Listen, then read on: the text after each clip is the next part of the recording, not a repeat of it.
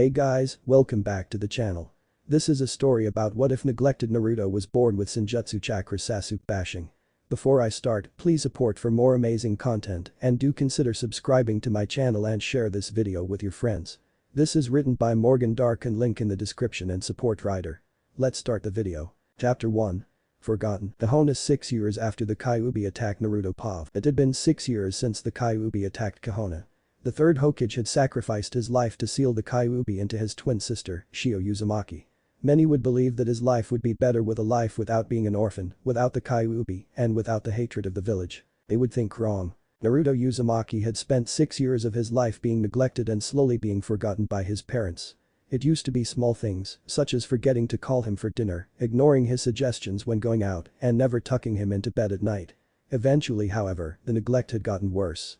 His parents began to forget him more and more, and eventually even forgot his birthday. The people in the village seemed to forget he was even the son of their Hokage and ignore him like any other faceless orphan child of the village. After his forgotten 5th birthday, he began to truly raise himself.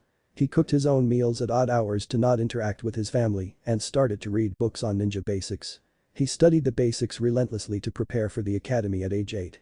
He knew he couldn't count on his parents for training. If he couldn't trust them to remember his birthday, how could he trust them to train him? He knew that they had already started training Shio at age 5.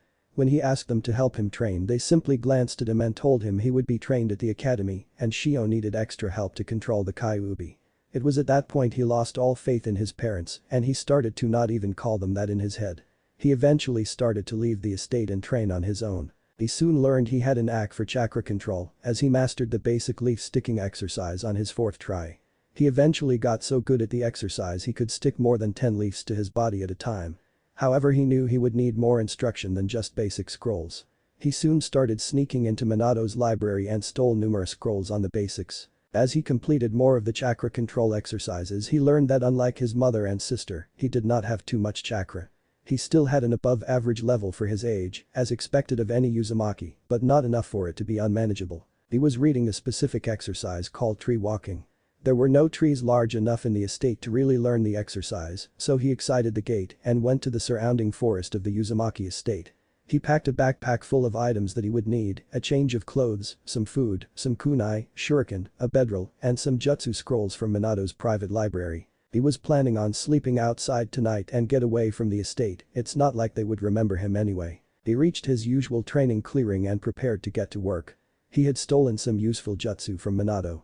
He had stolen the instructions for Kage Bushin no Jutsu, Kage Shuriken no Jutsu, Water Walking, Tree Walking, Kawamari no Jutsu, Henge no Jutsu, Bushin no Jutsu, and a stolen Suna scroll on how to create chakra strings. He had also managed to find some of Tsunade's training scrolls on medical jutsu. He assumed that it was a gift to Minato that he never used. He knew that some of the jutsu were beyond him at the moment. He barely had enough chakra to create one Kage Bushin. But he figured out with just one Kage Bushin, he could train twice as fast and increase his reserves at the same time. He already knew what he wants to focus on in his ninja career. Whatever Minato and Kushina were bad at, he would specialize in. He knows that Minato and Kushina are really bad at medical arts, genjutsu, and poisons. He only wished that Tsunade hadn't left the village after she healed Kushina from the extraction of the Kyuubi. Though he was doubtful that Tsunade would want to teach him, most likely she would just focus on Shio like Jiraiya and Kakashi. He quickly got to work on tree climbing. He knows that theoretically if he masters tree climbing he can master any jutsu, or at least that's what it says in the description. After several tries he found that tree climbing was not that hard. He did not know if it was because of the level of difficulty of the exercise or if he just had good control of his chakra. He trained with tree walking for several hours, slowly being able to walk up a tree without much focus. After his 50th repetition of the exercise he was quite exhausted. He knew it was thanks to his inherited Uzumaki stamina that he had managed to last for so long. As he drank some water he decided to visit the library, a place of solace for him when the neglect gets too much. He wanted to read some medical textbooks to try and get an early start on his medical education. He wanted to at least be able to patch up basic wounds by the time he enters the academy. He enters the library and smiles at the old librarian. The librarian, Yui Haruka, is a retired chunin of the village, with graying brownish hair, large thick glasses. She looked like every other common grandmother. She had been a friend of Naruto since he had started coming here at age 5. She was one of the only villagers who actually pays attention to him. He walked silently to the medical section. Many of the more advanced books were safely stored at the hospital, however there were many books that explained basic medical practices left in the library for aspiring students. The library also had a wide selection of anatomy, botany, biology, and science textbooks for civilian students. Naruto proved his prodigious intellect as he understood the medical texts. After recovering enough chakra he had already made a kage bushin and had it read a book on the human anatomy while he read the basics of medical chakra. The book described medical chakra as purified spiritual energy. This purified spiritual energy enters the dead or dying cells of the target and reactivates them, quickly healing the target. However, one must have great chakra control and mental focus to use these techniques because an overflux of medical chakra could kill the cells instead of healing them. The book mentions some famous applications of healing chakra, such as Tsunade's legendary strength by separating her chakra into spiritual and physical energy. He decided that one of his goals would be to eventually recreate Tsunade's strength. He looked out the window and said that it was getting rather late, the library would be closing soon. He released his clone and closed his eyes to absorb the information from his doppelganger. It appeared that the clone discovered all of the pressure points of the body, the 7 critical spots of the body, and what the chakra system looks like in the human body. It was quite fascinating. He returned to his spot in the woods and after eating a light meal of bread and cheese, went to sleep. The next day 6 a.m. village forest. Naruto woke up to see it was very dark and cloudy today. It was probably going to rain. He quickly packed all of his belongings in his pack and quickly ran back to the estate, hoping to miss the rain. As he was about to open the gate he noticed something wrong right when he tried to open it. It would not open. Growing slightly desperate he tugged harder on the gate. It remained firmly closed. He tried to think of why the gate wouldn't open and his eyes widened. Today was October 1st. Minato always redrew the seals on the estate by the end of each month. One of the seals identified who was allowed into the estate by their chakra signature. Minato must have forgotten to input him into the defenses. He knew that Minato would already be in his office and that Kushina would be making breakfast for Shio soon. He stood there for a few minutes silently as it started to rain. He looked up at the sky and saw it was starting to pour, drenching him. He knew he was finally fully forgotten by the Namikaze family. He wondered why this information hurt him as much as it did. He knew this day would occur eventually. Ever since his 5th birthday he had been preparing for the day his parents abandoned him. He had stocked enough non-perishable food at a cave near the glade he trains in to last him at least 2 years. As he stood there in the rain his anger and hatred grew for the family. He would not beg or yell at that man to let him back into the house. He didn't care that he had no resources or backing from any family anymore. He decided to get revenge on his former family. He knew that this goal would be nearly impossible.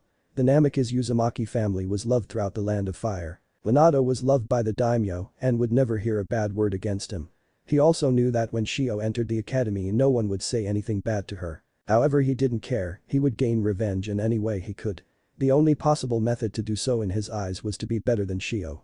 If he was better than Shio he could prove to everyone in the village he didn't deserve to be forgotten. That he was just as important than the princess of Kahona. He started to walk back to the forest knowing he had to find shelter from the rain. He knew of a cave near the glade he was in that he can take shelter in. After the rain passes he could figure out what to do. Hid in cave 7 a.m. As he rested inside the cave he used some chakra control exercises to dry his clothes and body from the rain. He had rarely entered this cave, never finding much need to. The cave was the perfect hideout. The natural formation of the trees and shrubbery effectively hid the entrance, while a rock formation around the cave hid it from view even further. But now it was his home for the foreseeable future and he decided to explore it. As he walked down the cave he noticed that the floor was gradually getting smoother and the walls more box shape as he slowly walked deeper into the cave. Eventually he arrived at a steel door, slightly rusted with age. He tried to open the door, but it was locked. He used a trick he discovered from breaking into Minato's library so often. He formed a small chakra string and inserted it into the lock. He started to pump chakra into the string and it expanded into the shape of the key. Slowly turning it he heard a click and the door opened inward. The room inside looked like an abandoned laboratory, filled with jars of animal parts, preserved plants, and many other unknown objects. He looked around a bit more and found a desk next to a distilling station with a journal resting on it.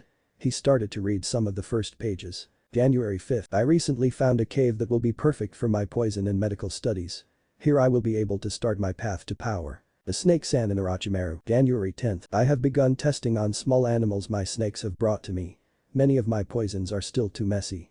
I have begun to experiment with different venoms and plants to create the perfect poison. February 2nd. I have done it. I have made the perfect poison. After several minutes of applying the poison, it remains completely undetectable for several hours before the animals die of a heart attack. I cannot be sure if the result will have the same effects on humans. I do not wish to be discovered by bringing local bandits to this laboratory. Perhaps some of the children of the civilians of the village can assist me in my projects. Naruto nearly dropped the journal in shock. He had found one of Orochimaru's hidden laboratories. He knew who the Snake Sannin was through Minato's library. He had read about the monstrosities this man had committed against the citizens of Konoha. However, as he stared at the journal he knew this could be the key in giving him an edge over Shio. He knows that Shio will be getting tutoring from at least 4 cage level ninjas. By the time Shio graduates she will probably be high Chunin level, even more so if she proves to be a prodigy like her father. He knows to be better than her he would need a serious edge. An edge that could be gained from this laboratory. But could he lower himself to accept tutoring, even indirectly, from one of the most monstrous missing nin in the elemental nations? He looked at more of the passages in the journal, all describing horrific experiments and poisons that could kill anyone. He contemplated on how far he would be willing to go for his revenge. He looked around the lab seeing all of the tools available to him if he accepted this dark path. He started remember all of the times his family had forgotten him. He remembered when his family went to the Kyuubi festival forgetting him at the house. He remembered watching his family eating dinner, all laughing together as a family. He remembered watching from his window as Minato and Kushina began Shio's training, forgetting him entirely. He finally remembered him standing out in the rain, completely forgotten and abandoned. Naruto looked around the lab once more, seeing instructions for high-level poison making, high-level medical techniques, chemistry sets, gas masks, syringes, and then looked to the far wall, where 3 practice dummies were kept and imagined the faces of his family on them, never looking at him and treating him like a stranger, and he felt his hatred grow further. He looked at the journal in his hand and accepted the fact that he was going to walk down this dark path. He walked to the door and closed it, locking it from the inside. And when he exited the laboratory, he would be a changed person. Chapter 2. Training and the Crazy Snake Lady. Hidden Laboratory Konoha 5 months after the start of training, Naruto was obsessed. He had learned much in the 5 months he had begun studying in the laboratory. He had learned almost all of the basic poisons from the ingredients he was able to locate from the surrounding forest. He had relentlessly worked on his chakra control with the tree walking and water walking exercises. He now was able to summon 3 shadow clones to train alongside of him. One shadow clone would work on chakra control, while the other 2 continued their medical and poison studies. He had finished reading Orochimaru's journal. He was absolutely disgusted by some of the experiments conducted by Orochimaru. Apparently he would experiment on humans and catalog their reactions to his poisons. He learned to prevent queasiness after the first chapter. However, he kept telling himself that he needs to continue this path to continue his dream of revenge. After the first few months of studying Orochimaru's poisons, he was almost glad that Orochimaru had finished his experiments before he was forced out of Konoha. His effort is his benefit. His poisons seemed to have more uses than just killing. He seemed to divide his poisons into 3 categories: fatal, non-fatal, and other use. His fatal poisons were among the most numerous. Ranging from poisons that would kill you upon injection to poisons that could remain docile for days before killing the target. His non-fatal poisons were very wide-ranged. The effects ranged from sleeping drafts to bottled madness, think the berserker poison from AC. Some of the poisons even did the reverse of poisons and seemed to heal the drinker. He wondered if those poisons would be better classified as elixirs. The section that really interested him was the other effects. The section seemed to be dedicated to enhancing the body through poisoning oneself. However, some of the poisons had strong side effects. One even turned the body into a mummified husk after the effects wore off. He decided to not try any of these poisons until he had a much stronger body, mind, and much more chakra control. The journal mentioned that if one constantly poisoned oneself with minor venoms, it could help negate poisoning oneself. His indirect sensei wrote that it would help build up the immune system. He soon found, however, that most minor poisons had almost no effect on him. He assumed this was due to being a half Uzumaki. Abusing this genetic trait, he constantly poisoned himself with minor to medium level poisons, gradually increasing his resistance to different venoms. He had also found several books on sealing in the laboratory. He contemplated learning the art a long time, since it was Minato's specialty. However, as he reviewed some of Orochimaru's greatest works, he realized he would need a good foundation in sealing to accomplish them. Such as the legendary curse seals that were briefly mentioned in the journal. Before he knew it, 5 months had already gone by in the laboratory. He had mastered most of the basics of being a ninja. His chakra control was high genin level. His medical skills were enough to be able to patch up most minor wounds. He had learned to create many of the basic to medium poisons listed in the several texts that Orochimaru left behind. However, he knows that the basics were not enough and that he needed to learn more advanced techniques to defeat his sister. Namiki's Uzumaki estate Konoha 5 months after Naruto left Shio Pav. Shio had learned much from her 4 tutors. She was already starting the basics of Kenjutsu, chakra control, hand seals, and sealing. Despite all of the positive attention from the villagers and her parents, she was not spoiled. Her Ka-san would murder her if she acted like a spoiled clan heiress. However, she still acted arrogant around other children. She deserved to act arrogant because she was better than them. Her two-sen had introduced her to a new chakra control exercise yesterday, the tree walking exercise. She was having a lot of difficulty completing it. Her two-sen always told her that it was because of her large chakra reserves. But she had already gotten halfway up the tree. She bet no one has been able to complete this exercise faster. She knows she will be super strong by the time she is ready for the academy. She would beat down all of the other students and make her way to becoming Hokage. Databeo. Forest of Death Konoha 1 year and 5 months after the start of training Naruto Pav. It had been 1 year since Naruto had mastered the basics. He had grown a little and was now age 7.5. He had changed greatly over the year. Due to lack of sleep and from being around so many poisons, his eyes had lost their pupils. I have no idea if this is possible, but so many Naruto characters don't have pupils, so I assume that is the cause, and his hair had gone from a sunny blonde to an almost white color. Due to careful combing, his hair had gradually lost its signature spikiness, and he had grown his hair in 2 long bangs on the side of his face with a short ponytail. He was now wearing a hooded fur-lined coat, black shinobi pants, black medical wrap around his arms, and dark green shinobi sandals. He carried a satchel lined with storage seals to carry all of his supplies. It's a satchel, not a purse. He also wore a gas mask loose around his neck, almost acting as a face mask as it covered half his face. Thanks to injecting himself with so many poisons, his blood was very toxic. He had discovered this when he had accidentally cut himself and it fell on a rat he was experimenting with. The rat had suddenly started to convulse until it died several minutes later. He had also discovered that due to the toxins in his blood, it was now pure black color. He had created a new identity in the village. He put himself down as an orphan named Menma. He had also signed up for the academy. He had contemplated just leaving the village, but he had nowhere else to go. Iwa would rather kill him than let him join their village. Kumo would put him into a breeding program. Suna was allied with the Leaf. And he didn't even want to think about Kiri with their civil war going on. Besides, how could he gain his revenge against the Namikaze family if he was in a different village? In the present, however, he was searching for rare plants that were required for his latest poison in the Forest of Death. The Forest of Death was named this for a reason, however, due to the toxin in his blood, most predators left him alone because they could smell he was dangerous and inedible. As he continued to walk into a clearing full of nightshade, a beautiful purple plant that looks like lavender, just 10 times more deadly, he jumped back as a kunai flew past him into the ground. He drew a scalpel and injected a little medical chakra into it to allow it to cut easier. As he was preparing for a fight, he heard a female voice laugh mockingly, haha. Does the Ikul Gaki want to play with me? The little Gaki is not supposed to be here. Naruto looked around cautiously, trying to pinpoint the voice and spoke in his usual monotone voice. Who are you? The gate was open when I arrived at this forest, so I assumed it was allowed. It was true, the side gate to the forest was wide open when he was trying to break into the forest. From her hiding spot in the trees, Anko Mitarashi sweat-dropped as she had forgotten to lock the gate before she had entered the forest. But she wasn't going to let any Gaki talk back to her. She quickly shooshined right behind the Gaki and pointed a kunai at his cheek, going for full creepiness factor 10. She spoke seductively menacingly in his ear and said, well Gaki, my name is Mitarashi Anko, and you better remember it. Now why don't you tell me who you are and why you are in this forest when it is usually restricted to Chunins and Jonins? Naruto's eyes widened a bit. Mitarashi Anko is the name of Orochimaru's apprentice in the village. If he played his cards right, this could go very good or very bad.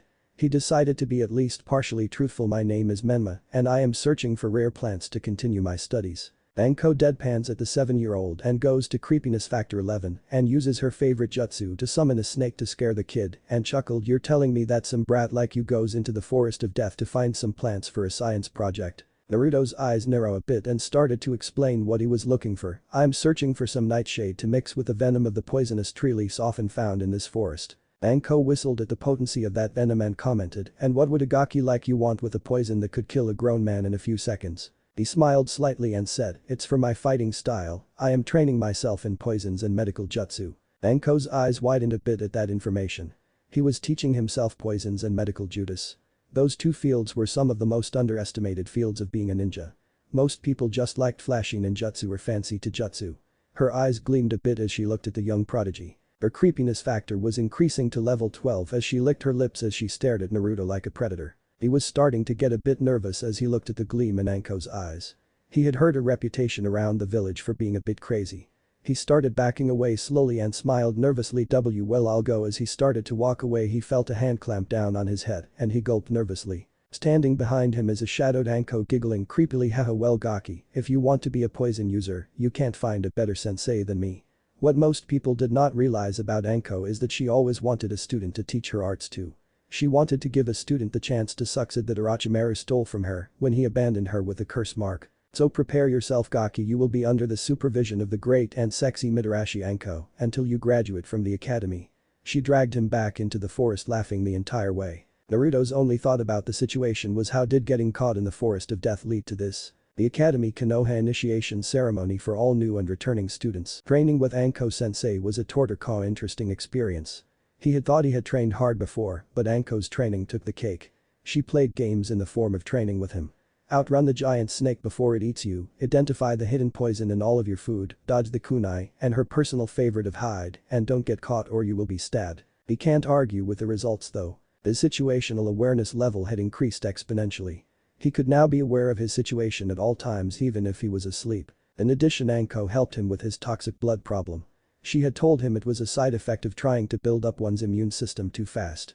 She taught him a jutsu that would detoxify his blood when not in battle and would increase its potency during battle. She also taught him the Hibi style of combat which went excellently with his chakra scalpels and poisons. The Hibi style was similar to the Hyuga's gentle fist, except that instead of injecting chakra to one's opponent, the user injects poison through the user's attacks. The style also taught him to be extremely flexible to get into one's guard. Despite the harsh training, they eventually became good friends. Near the end of their training, he told Anko his true heritage. First flashback, it was the final day of training and they were both relaxing in one of the large branches in the forest of death. Anko had brought some sake and dango for them to share, one stick of dango for Naruto and the rest for Anko. Naruto was contemplating whether or not to tell Anko his heritage. She had earned his broken trust during their training and he felt slightly guilty for lying to her. He sighed and began to explain to Anko, hey Anko, I wanted to tell you before our training ends that I haven't been exactly truthful. I am actually the forgotten son of Minato Namikaze and Kushina Uzumaki. Anko looked at Menma, his fake name, and laughed. Haha, yeah, good one Gaki. She laughed for a bit until she saw his serious face and frowned. Wait, you're serious? Menma. Naruto nodded and started to tell her his life story of being forgotten by his parents, finding the laboratory, he did not say who last owned it, to the present. She was stunned at first and became thoughtful for a second. I just don't get it, I've seen the Hokage's family and they act like the perfect family. I am a master of psychology and even I know that parents don't just abandon one kid over the other for a small thing like training one sibling. Menma frowned, he did read some psychology books and his parents did not behave as normal parents would. He pushed those thoughts to the sides and focused back on his ideas of revenge and commented bitterly, I guess they are the exception and they just didn't want a son.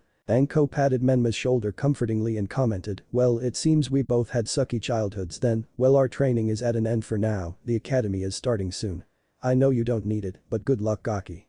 She poofed away in a shushin, taking the remaining dango with her. End of flashback. He sighed and started to walk into the entrance to the academy, ready to finally prove to his family that he is not worthless. Chapter 3. The Academy and Team 9. Konoha Academy. Menma's POV. The opening ceremony for the academy is an honored tradition amongst the shinobi and civilian families. It was a time to meet the teachers, scout potential talent, and hear the Hokage's speech. The adults usually congregated around the teachers, asking questions and reviewing the curriculum for their children. The older students would congregate in their already made groups, while the younger ones met new people and formed new friendships. Menma looked around the festivities, feeling slightly bored. He was not here to make friends or mingle with other students. If coming to the ceremony wasn't mandatory for all new students, he wouldn't have bothered to come. Soon 10 am was approaching and everyone took their seats to hear the Hokage talk. Menma glared at Minato as he took the stage, he barely looked different in the 2 years since he last saw him. As Minato rambled on with his speech of the will of fire and protecting the village, he looked around at the rest of his classmates. It appeared as if at least one of each major clan was attending. He even saw the elusive Kurama clan heiress among the people attending. He had heard of the girl, apparently she had awakened a special bloodline that turned her illusions real, at the cost of creating a separate personality. Though thanks to the quick actions of Kushina and Minato, the alternate personality was sealed and she could become a shinobi. He sighed as Minato's speech ended and they all were called in for the first day of the academy. As they took their seats, the teacher started rambling on about the will of fire and the grand history of Konoha. He sighed, this was going to be a long 4 years. Academy. Konoha. 4 years after Menma started the academy. It had been 4 long years since Menma had started the academy. It had proved to be a wonderful waste of time for the majority of the day. However, he didn't complain. He knows that the academy was necessary to join the ninja ranks.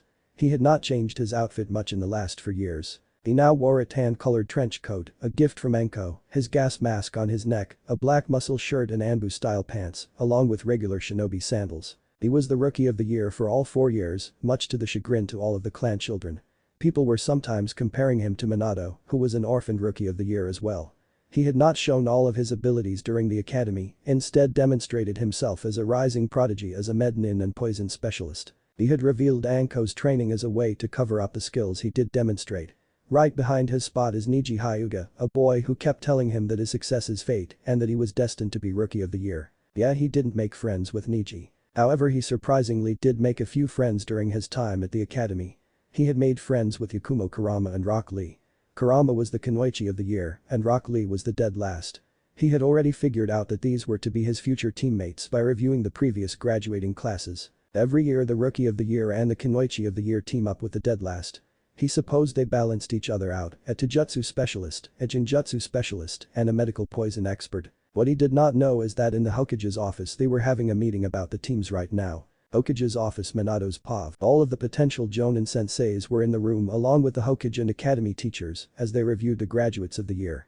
Minato cleared his throat and began the meeting. We have 30 potential graduates this year. I am glad the academy curriculum has managed to produce so many potential ninjas. The academy professors glowed with pride that they were able to teach the next generation. Now let's start with Team 1. They discussed the teams briefly and matched personalities until they arrived at Team 9. Now we have the team of the Rookie of the Year, the Kunoichi of the Year and the Dead Last. The teachers nodded and Iruka Yamino stepped forward with the bios and information from the 3 students. First, the Dead Last. Rock Lee is a very dedicated student but has no ability to wield chakra to produce major ninjutsu or jinjutsu.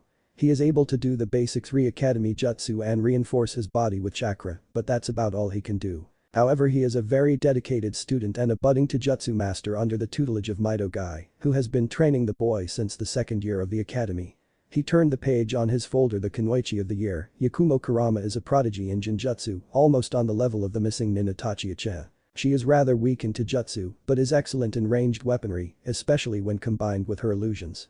He flipped to the final page and finally the Rookie of the Year, Menma, an orphan, but has proved to be a prodigy in poisons and medical ability. He has worked part-time at the hospital during his academy years and the only thing preventing him from being an active medic is his age and lack of chunin status. He is also incredibly skilled in taijutsu with Anko-san's fighting style. He has told me he has had private training with Anko in the past.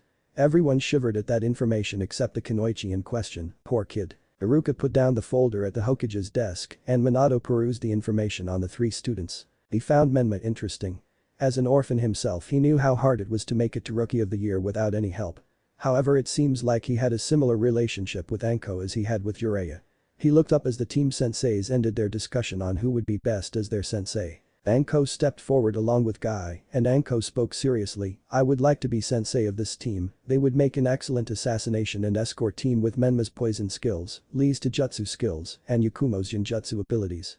She stepped back a bit and Guy started to speak. I would like to be allowed to continue to tutor Rock Lee privately in taijutsu. I do not question Anko's ability to teach him, but he already has a firm foundation in the strong fist fighting style. Minato processed this information. It was a good idea. Anko already had experience with Menma, while the other 2 could benefit from Anko as well. Rock Lee would not be neglected due to Guy's insistence on training him. He nodded and pressed his seal of approval on the team. Accepted. Team 9 will be composed of Menma, Rock Lee, and Yakumo Kurama. The sensei of the team will be Anko Mitarashi. All of the teachers and future senseis nodded and left the room. Minato frowned and looked down upon Menma's page. He was curious about Menma. What were the chances an orphan would be named after a ramen ingredient like his daughter, Shio?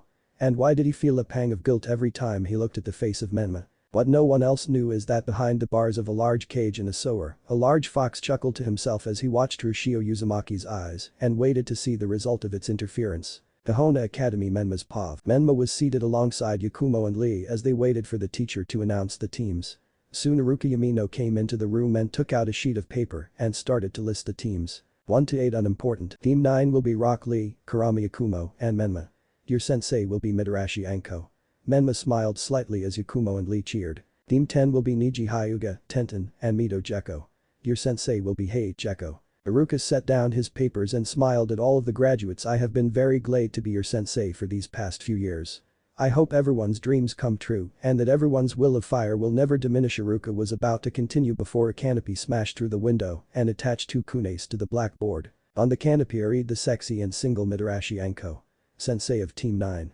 At the bottom of the canopy stood Anko in a dramatic pose. Alright all you gakkas, I want to see Team 9 up on the roof in 5 minutes. She poofed into smoke soon after the announcement, leaving the entire room stunned for a few seconds before Team 9 stood up and made their way up to the roof. Academy roof. Menma Pav. The trio arrived at the roof to see Anko munching on some dango as she grinned at them. Alright you three, name your names, likes, dislikes, hobbies, dreams for the future, that sort of thing. Ikumo looked at Anko's outfit a bit scandalized but spoke in a respectful tone.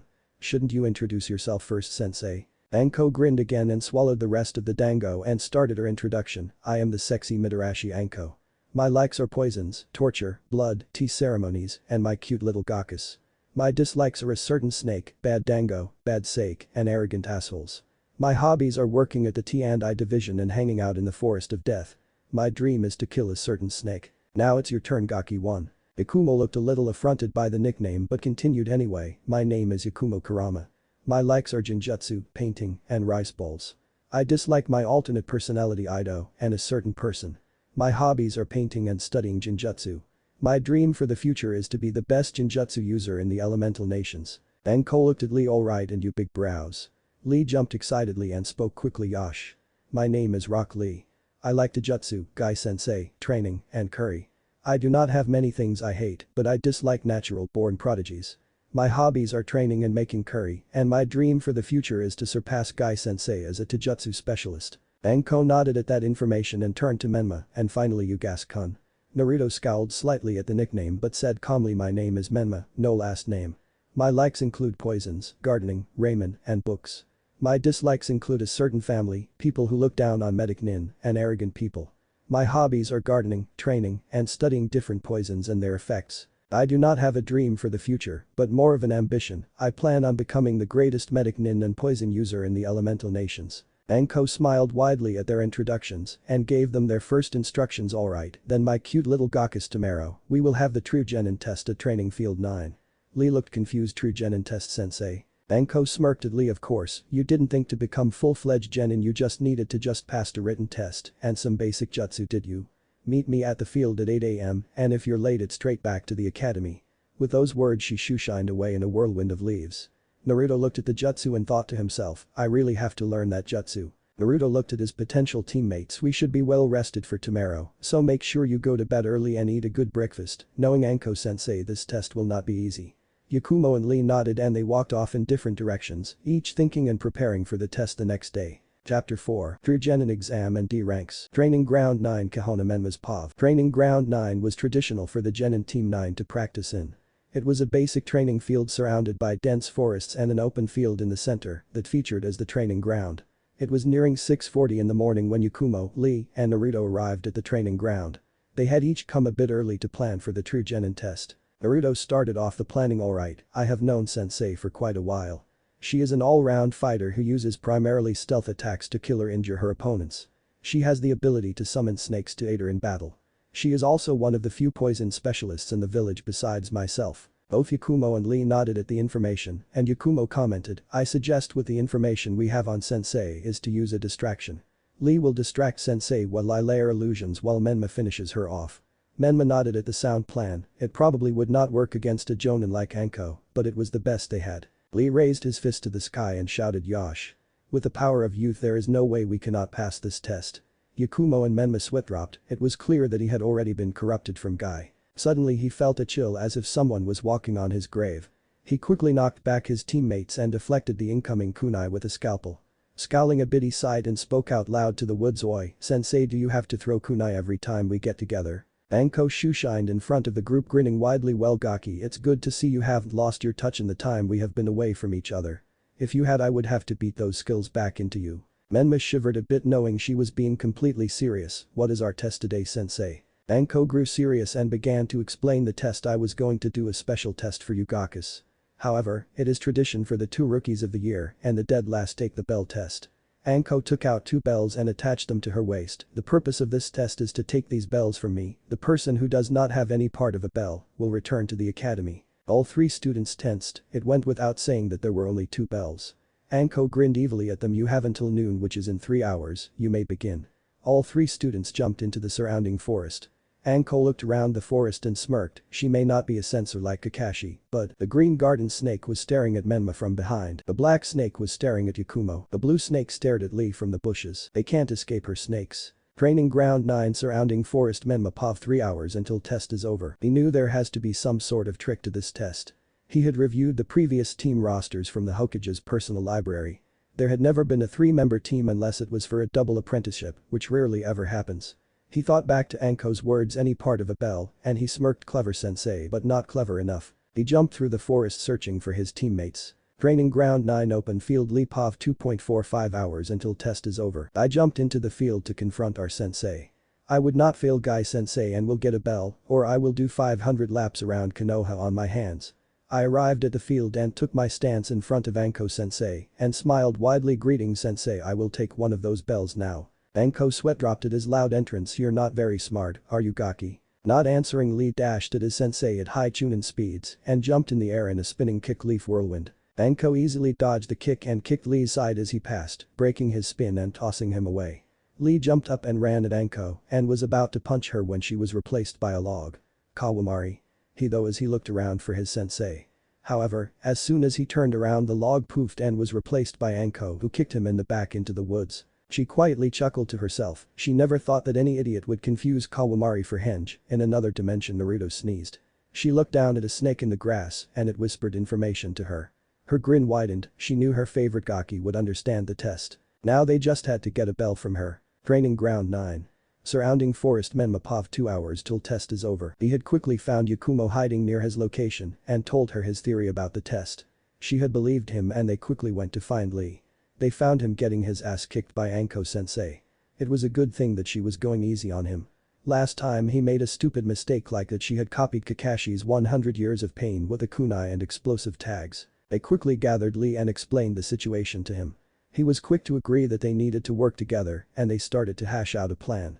Menma brought out 2 sealing tags and handed them to his teammates. We don't have time to make you too immune to my poisons, so wear those on your chest. They will filter out the air and prevent poison from entering your lungs. Ikumo took one of the tags and looked at Menma's gas mask. Why do you wear that if you have these tags, and when did you learn sealing? Menma didn't even look sheepish as he stated seriously, it looks more badass than wearing a sealing tag.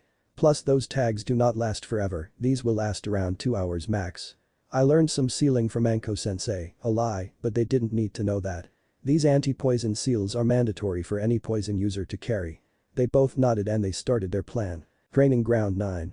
Open field. Anko's POV 1 hour until test is over. Anko was standing in the center of the field when 3 syringes flew from the surrounding forest. She quickly dodged them, but noticed 3 explosive notes wrapped around them. Shit, she cursed as they exploded. As the smoke cleared, a broken log was on the ground. Menma rushed out into the field with his chakra scalpels activates and rushed at the now revealed Anko in a taijutsu match. He thrust a glowing palm at Anko as she dodged a thrust and retaliated with a high kick to the head. He ducked backwards beneath the kick and sprang up from the ground in a backwards cartwheel, kicking Anko in the chin in the process.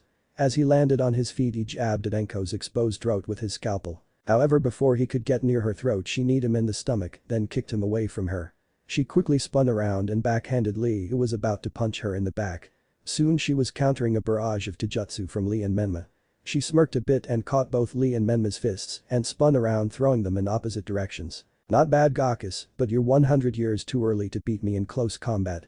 As Menma and Lee were falling, their pain grimaces turned into smirks as a small smoke bomb near Anko's feet exploded. The field suddenly got filled with purple smoke. Anko, who was in the middle of the blast, started coughing a bit and felt her limbs starting to become heavier. As she was coughing, that damn Gaki made a paralyzing poison that can affect me. She quickly went through hand signs and used a wind jutsu to push the poison away from her. As soon as she could see again, Menma was in front of her, a syringe on each finger covered in chakra scalpels. She took out a kunai and channeled chakra into it to deflect the jabs and slashes of Menma's needles.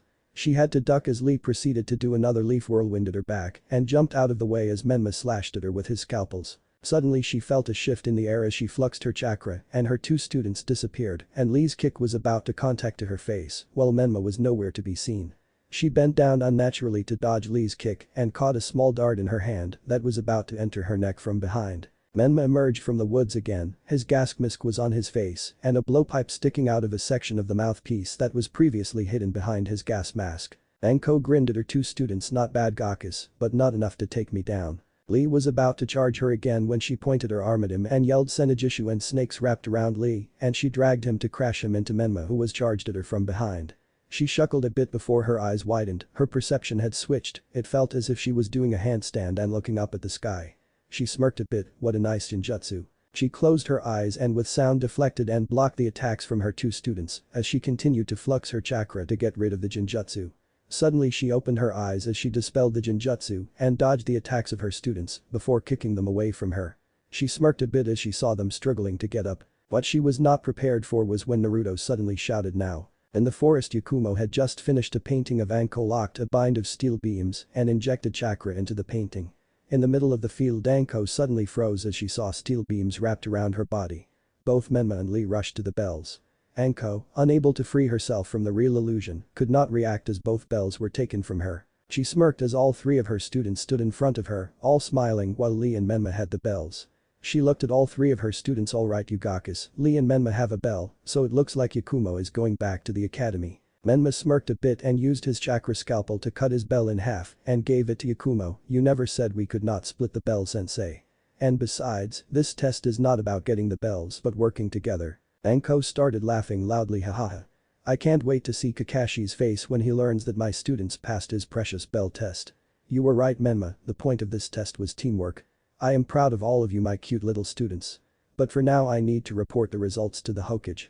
Why don't you all treat yourself to something nice for lunch while I do that? She poofed away in a shunshin. All three genin members grinned at each other. Lee was shouting about youth and how he made Guy sensei proud. Yakumo was glowing with happiness that she proved her old sensei Kurenai wrong and became a genin. Menma smirked to himself as he took off his gas mask, he was now a genin 1 year before his sister. He could not wait to finally show his former parents what he could do by defeating his sister. Menma turned to his teammates and smiled a bit. Why don't we go out for some sushi, if we all pitch in we can get some of the good stuff. They all smiled to each other again and walked to his favorite sushi bar. Hokage meeting. Konoha 1 hour after the successful genin test. All of the jonin senseis that had already tested their students came into the room to discuss their results to their Hokage. Soon when all of the senseis were gathered they announced their results. Team 1. Failed. Team 2. Failed. Team 3. Failed. Team 4. Failed. Team 5. Failed. Team 6. Failed. Team 7. Inoku Yamanaka, Choju Akimichi, and Shiori Nara passed. Team 8. Pakura Aburam, Hibiki Izanaka, and Tajiro passed. Now it was Anko's turn. Team 9. Rock Lee, Kurama Yakumo, and Menma passed. Finally Hayato walked forward and said. Team 10. Mito Gecko, Niji Hyuga, and Tenten passed. Minato nodded smiling, 4 teams had passed this year, which is one more than the usual amount of students to graduate. He also noticed that Team 9 had passed. He knew that team had been given the bell test and he was curious to see how they did. Thank you everyone for your hard work. I will be seeing the senseis of the past teams here tomorrow for your first year rank assignments. I would like Anko to stay behind for a few seconds please. Everyone nodded and looked at Anko confused as they left the room. Minato picked out the files of Team 9, I wanted to hear your opinion of this team. It is rare that a bell test is passed. The bell test was notorious for having the highest number of failures. It was for this reason that it was reserved for only for the team with the rookie and Kinwaichi of the year. Anko nodded. Yes Hokage-sama, I believe that this team can be a very strong fighting force in the future. Lee and Menma were keeping me on my toes with their taijutsu and poisons, while Yakumo kept me cornered with their genjutsu. If I was high chunin or even low jonin I may have lost the battle, not just the bells. Minato looked a bit surprised, after all it's rare to see a genin team have so much potential. He looked at the folders and couldn't help feeling pride for Menma, but he was not sure why. He looked back at Anko and smiled. Thank you Anko-san, I will see you tomorrow to hand out your first year ranks. Anko smiled evilly and laughed, can't wait to see the looks on the Gakis faces, then they first do tier ranks. She continued to chuckle evilly out the building, scaring to death the people she passed through the building. Hokage's office. Konoha. One day after the genin test Menma Pav. Team 9 and their sensei were waiting for their first mission as a team. They were all excited for their first mission. They were standing in front of the chunin who gave out D and C ranked missions. The Chunin sorted through the D-rank scrolls until he pulled out a mission. Team 9, the Daimo's wife's cat Tora has gone missing, it is your job to retrieve it. All of the genins on Team 9, even Lee, deadpanned at the Chunin. Menma sighed, already expecting this from seeing all of the genin teams do meaningless tasks around the village. After several hours of chasing the damn cat they returned to the office, heavily battle-wounded by the smug-looking cat in Yakumo's arms. The Chunin chuckled a little bit after they completed the mission and took a look at the remaining scrolls. Well, the only missions we have left for the day are weeding Miss Haruka's garden, repainting an elder's house. Outside the room they could hear a commotion and a woman's voice yelling shrilly, "No. Tora." The Chunin sighed and catching Tora again. Team 9 sighed as one as they accepted another D rank. Training Field 9 Konoha 1 month after Team 9's first D rank. It was an entire month of hell for Team 9. In the morning they would constantly train with Anko and then do boring D rank missions for the rest of the day. It was not until after their 40th D rank mission that Anko had them gather at Training Ground 9. Anko faced her team. "Alright Gakis, tomorrow we are going on our first C rank mission. I want all of you to get a good night's sleep tonight and be well prepared for the mission. We will probably not be back for a week or two." The three genins looked excited and nodded as they left to prepare for their first real mission. Menma arrived at his apartment that he had bought with his money from the D-rank missions. He looked at the mirror for a bit before wiping the makeup off his cheeks, revealing 3 whisker-like marks. He did not know why he was gaining these marks. Only his sister had these marks and she was the Kyuubi container. However, until he figured out what was happening he would keep these marks hidden. He sighed, only 2 more months until the Chunin exams. He knows he can't partake in the exams. He knows that Minato would never let his daughter not partake in the first Chunin exams after she graduates. He was in luck, the next Chunin exams was in Kumo. He could make an easy argument not to take the exams this time. He also figured out that Niji's team would not participate because of the history between the Hyugas and Kumo. He smiled grimly, it was just a matter of time before he faces against his sister. And at the end of it, he would be the one standing over her and gaining his revenge by humiliating that man's daughter in front of the entire world. Inside Menma's mindscape had taken the form of a large pond surrounded by trees. In the center of the water 2 glowing red eyes appeared, slowly taking shape from the water. Finally a small fox with one tail emerged from the water and smirked. The chakra he had injected into the kid had finally managed to allow his consciousness and was finally large enough. Before he was sealed in the brat Shio he had injected some of his chakra into the other kid, Naruto something. He had used that little chakra to place a genjutsu around anyone of his blood to ignore him. This allowed his plan to succeed. Without his consciousness in the seal, the Juubi could never be revived unless both his consciousness and chakra were in the Jito Meizo statue. It was just an added bonus that he could gain his revenge against all the years chained to a giant moon in Kushina's mindscape. He looked at his small body in disdain, he would grow fast from the excess chakra in his new host's body. However, he would not be at full strength until Naruto reaches the age of 16. He slightly regretted making the kid's life so bad, but in order to defeat Madara the deception was necessary. However, the kid had grown strong away from his parents and with his chakra they could train to defeat Madara while Shio will be the bait. He knew that Naruto would be a better host because only he knew that he was the reincarnation of Asura, not Shio. He chuckled and delved back into the pond, knowing that it wasn't time to reveal himself to Naruto no Menma yet. Chapter 5 Death of Spandex and the Butcher. Moritomo Sushi Bar Konoha 6:30 am Menma Pav. Menma was sitting with Lee and Yakumo at their favorite sushi bar as they discussed their first C rank.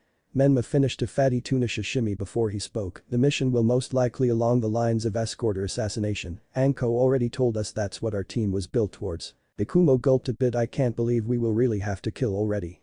I know we have learned about it during the academy, but the actual knowledge that you're about to do it's scary. Lee nodded solemnly. Yes, it will be harsh blow to our youthfulness, but it is required to become stronger as ninja. Menma chewed a bit more before looking around. I wonder why our sensei called us here, our C rank isn't for another 4 hours. Anko arrived at their booth and sat down, stealing a salmon shishim from Menma. Well Gaki, we are here for a very important mission that could be critical to our survival in the future. All 3 genins gulped a bit as they heard that.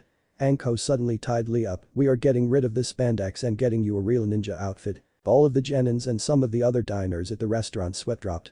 Lee suddenly started stuttering BB, but Anko-sensei, Guy said that this outfit will increase my youthfulness and unlock my full potential. Anko started dragging Lee out of the restaurant, chuckling a little bit. The only thing that outfit will increase if your changes of death on an assassination mission. Menma and Yakumo quickly paid for their meal and ran after his sensei and unfortunate teammate.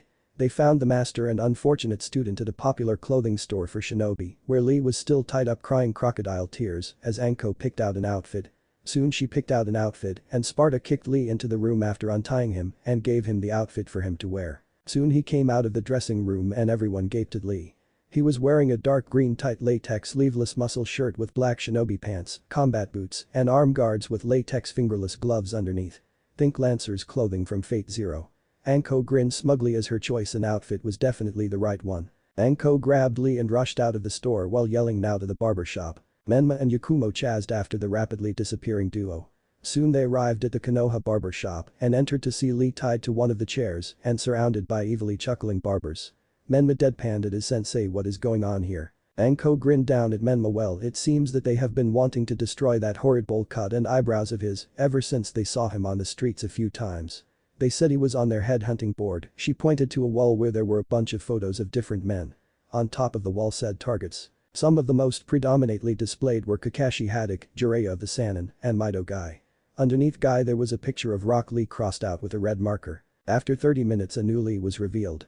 They had trimmed his eyebrows so his eyes did not look so wide anymore. His hairstyle was now wavy in places with one strand of hair going down his forehead, Lancer's hairstyle. Both Menma and Yakumo gaped at Lee. Where had the weirdo green beast go? Lee looked forlornly at his green spandex suit in his hands and looked at Anko-sensei. "Are you sure this will allow me to become a better ninja and expand my youthfulness?" Anko grinned at Lee. "Sure kid, that outfit will definitely help you become a ninja." Suddenly Lee's face brightened and he shouted, "Yes sensei. I will become a strong ninja with this new look. If I don't I will do 1000 laps around Konoha." Menma smirked a bit. There he is. Hokage's office. Konoha Menma Pov. Team 9 were standing in front of the Hokage's desk. Minato sat behind the desk along with 2 Chunin helpers and was looking at a few scrolls in a box labeled C rank. However, before he could pull out a mission, Anko stepped forward. "Hokage-sama, I would like to request a hunt." The hunt was a group of missions set aside to allow genin teams used to killing. These missions usually involve destroying bandit camps around the Land of Fire. Minato raised his eyebrows and looked over at the determined team. He saw no hesitation among the genin inside. He always hated this part of being Hokage, forcing young kids to make their first kill.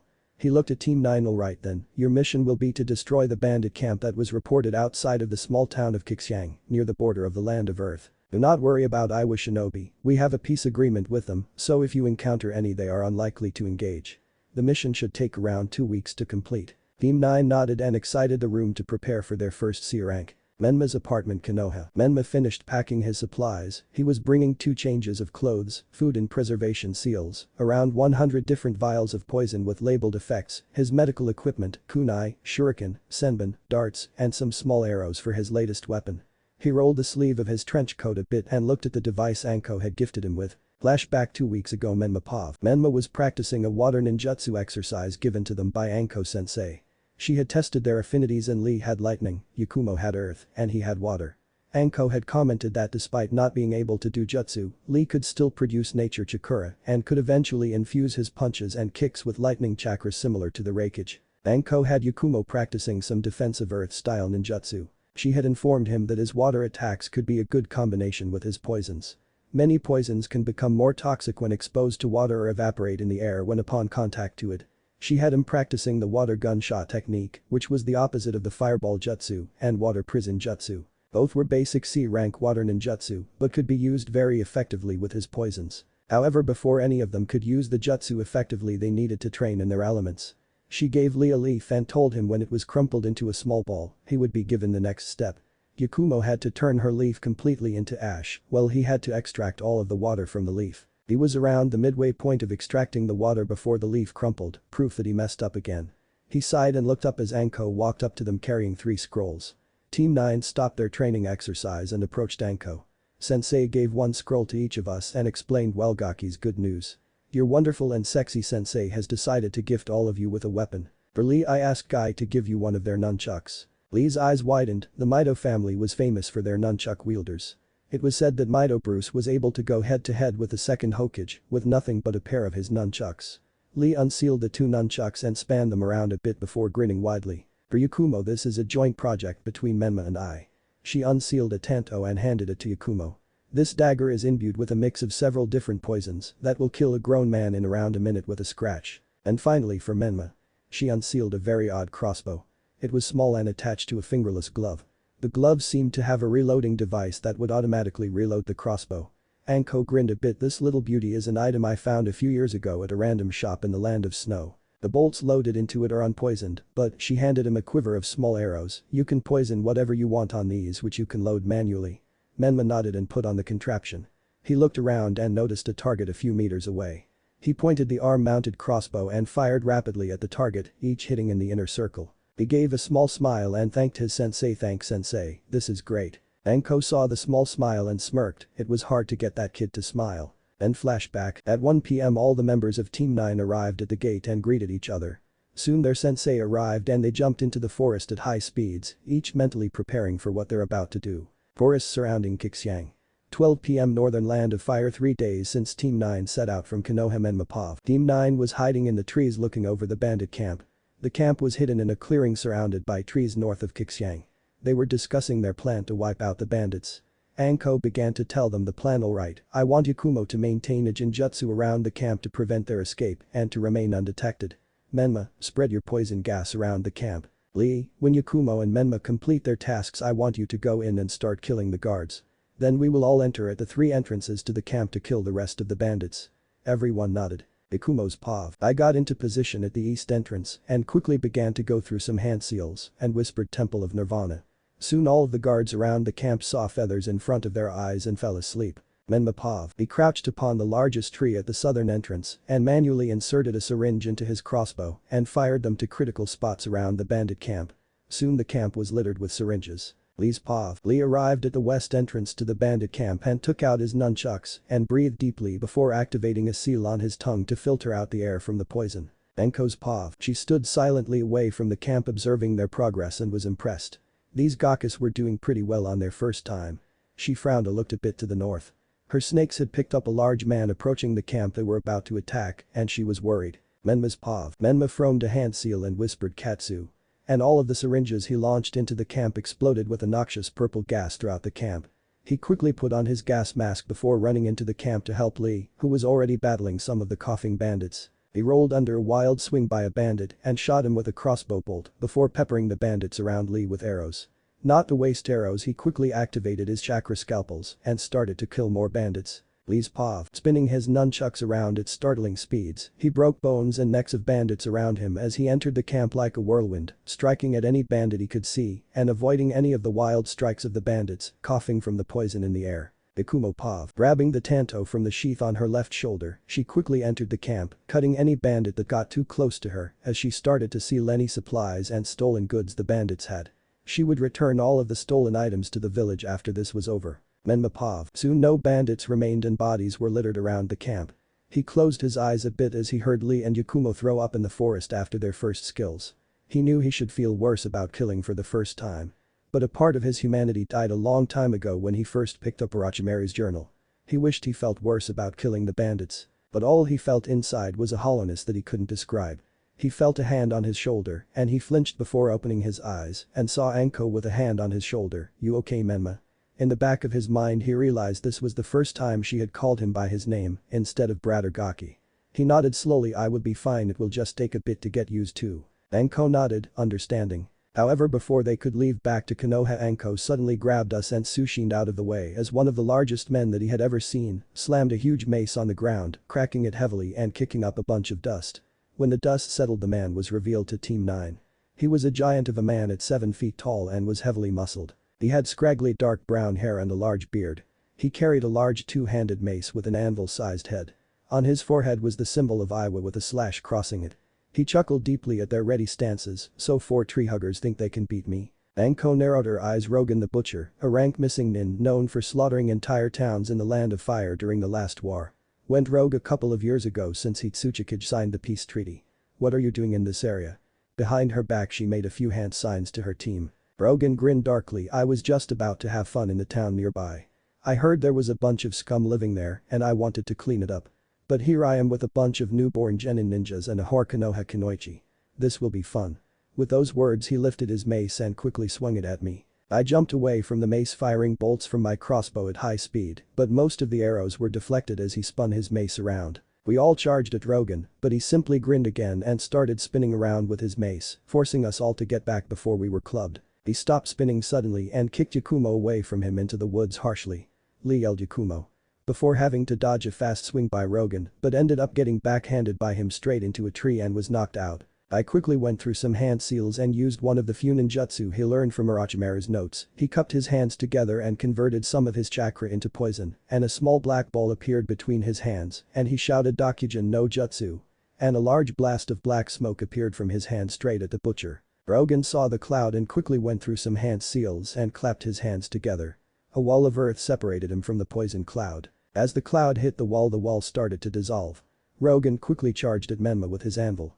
Menma activated his chakra scalpels, and Anko drew two longer than normal kunai, and they engaged him into jutsu. They were locked in combat for around 2 minutes before Rogan slammed the handle of his mace into Anko's stomach before knocking her out with another hit from his mace. Seeing his sensei fall made something snap inside of Menma. He unsealed a syringe from a seal on his wrist and injected it into his arm. Rogan was confused as Menma injected something into himself. Time seemed to slow and all Menma could hear was a heartbeat steadily speeding up. He started frothing at the mouth a bit and his eyes turned pure white. Rogan looked a bit alarmed at this development and charged at Menma, preparing to strike him down before he finished whatever he was doing. However, as he struck the genin, his mace hit blackened skin and his mace was stopped dead. Soon this darkness was spreading all across Menma until he was completely covered except his eyes, and a jagged smile played across the thing's mouth. The poison that he injected himself with was one of Orochimaru's more brilliant creations. He took the venom of the chakra eater. A special type of mosquito that injects its poison into its victim that absorbs its chakra. He took a syringe full of it and injected it with the chakra of several bestial creatures from the forest of death. He also mixed it with the venom of the fossilized snake, a snake that hardens the chakra system with its venom when it bites an opponent. When injected into a human, the results are what is displayed. The venom causes chakra to harden in the chakra pathways and allows the human body to become invulnerable and have the senses and fighting instinct of a predator. In exchange, one has no control over their body until the effect wears off. Rogan was hard-pressed to do anything against the bestialized Menma as he constantly guarded the clawed attacks of Menma. Soon several cuts and scrapes dotted the butcher. Menma fought like a beast, constantly scratching, cutting, and biting at Rogan until eventually the man's mace missed and he cut the Misinnin's throat open. Rogan spluttered a bit and died looking at the roaring in victory face of his killer. Soon the effects of the enhancer wore off and Menma fell to the ground, exhausted. He looked at his skin and noticed it was not purple. He had read that a side effect of the enhancer was that the last test subject, some guy called Mundo, was purple for a month after the poison was injected into him. He looked at his sensei and crawled to her, and his hands started to glow green. He healed her to the best of his ability, then passed out from chakra exhaustion. Inside Menma's mindscape, Iubi looked through Menma's eyes. He fought Rogan. He was impressed despite himself as he saw the boy fight a jonin. As a reward for the kid, he decided to use a little of his corrosive chakra to prevent any negative side effects of the stuff he injected himself with. He looked around the pond a bit and looked at an hourglass on the shore of the lake. His illusion over the Namika's family would not last for much longer than a year. He sighed a bit and prepared to meet his new container at the end of the year. He hoped the kid would forgive him for his deception. Chapter 6. The Truth and the Summoning Contract. Xiang Land of Fire. One day after the battle, Menma Pov. It was a bright morning when Menma slowly opened his eyes. He winced at the bright light hitting his eyes from the window as he sat up in bed, warily looking around him. He was in a modest but comfortable hotel room. Soon after he woke up, Anko entered the room with a tray of breakfast. He saw the food and his stomach growled. He realized he was very hungry. Anko sat down near him and he asked through eating his eggs what happened. Are Yakumo and Lee alright? Anko nodded yes. Yakumo was lucky, she fell into some mud and it cushioned her fall a bit. As for Lee, he woke up a few hours before you did. Seeing how he is currently running around the village, he appears to be fine. I woke up around 30 minutes of being unconscious. You shouldn't use your chakra so recklessly to heal me, Brad. You were suffering from severe chakra exhaustion. I'm surprised you're up already. But. Anko suddenly turns deadly serious, making Menma gulp a bit.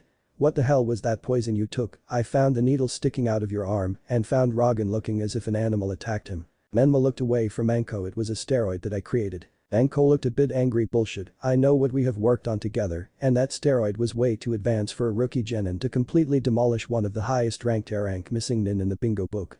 The only reason that man was not S rank is because he is only wanted in Konoha and Iowa. The little known fact about becoming S rank in the bingo book is that you need to be wanted at A rank by 3 different ninja villages. Menma sighed a bit, contemplating what to do. He knew this may make her hate him, but he owed her the truth. He unzipped his trench coat and pulled down his shirt to show a seal on his heart and unsealed Orochimaru's journal. He handed it to Anko. Anko took the journal and started flipping through it, getting angrier as she continued to read the experiments that her former mentor conducted. She looked up, more angry than he had ever seen her. What the hell, Gaki, where did you find this? This is one of Orochi fucking Maru's personal journals. Menma winced a bit at her tone. When I was locked out of the Namikaze estate, I found one of Orochimaru's hidden laboratories near a training ground I used. I had just decided to get revenge on my former family, but I had no one to train me. I had no resources, no mentor and no allies, so I decided to learn from his journals. Anko's angry expression softened a bit. Menma, you can't just live your life for revenge. I have seen people, including my former mentor, walk that path. All of them either ended up dead or a worse monster than the person they wished revenge on. Anko hugged Menma as a mother would. Menma, no Naruto, you do not need to become a monster like my former sensei. A good friend of mine once told me that in order to become truly strong, you need something precious to fight for. Revenge isn't something precious to you. It is just an empty emotion of hatred that will continue to corrupt you. When your revenge is complete, you're left with nothing but more hatred.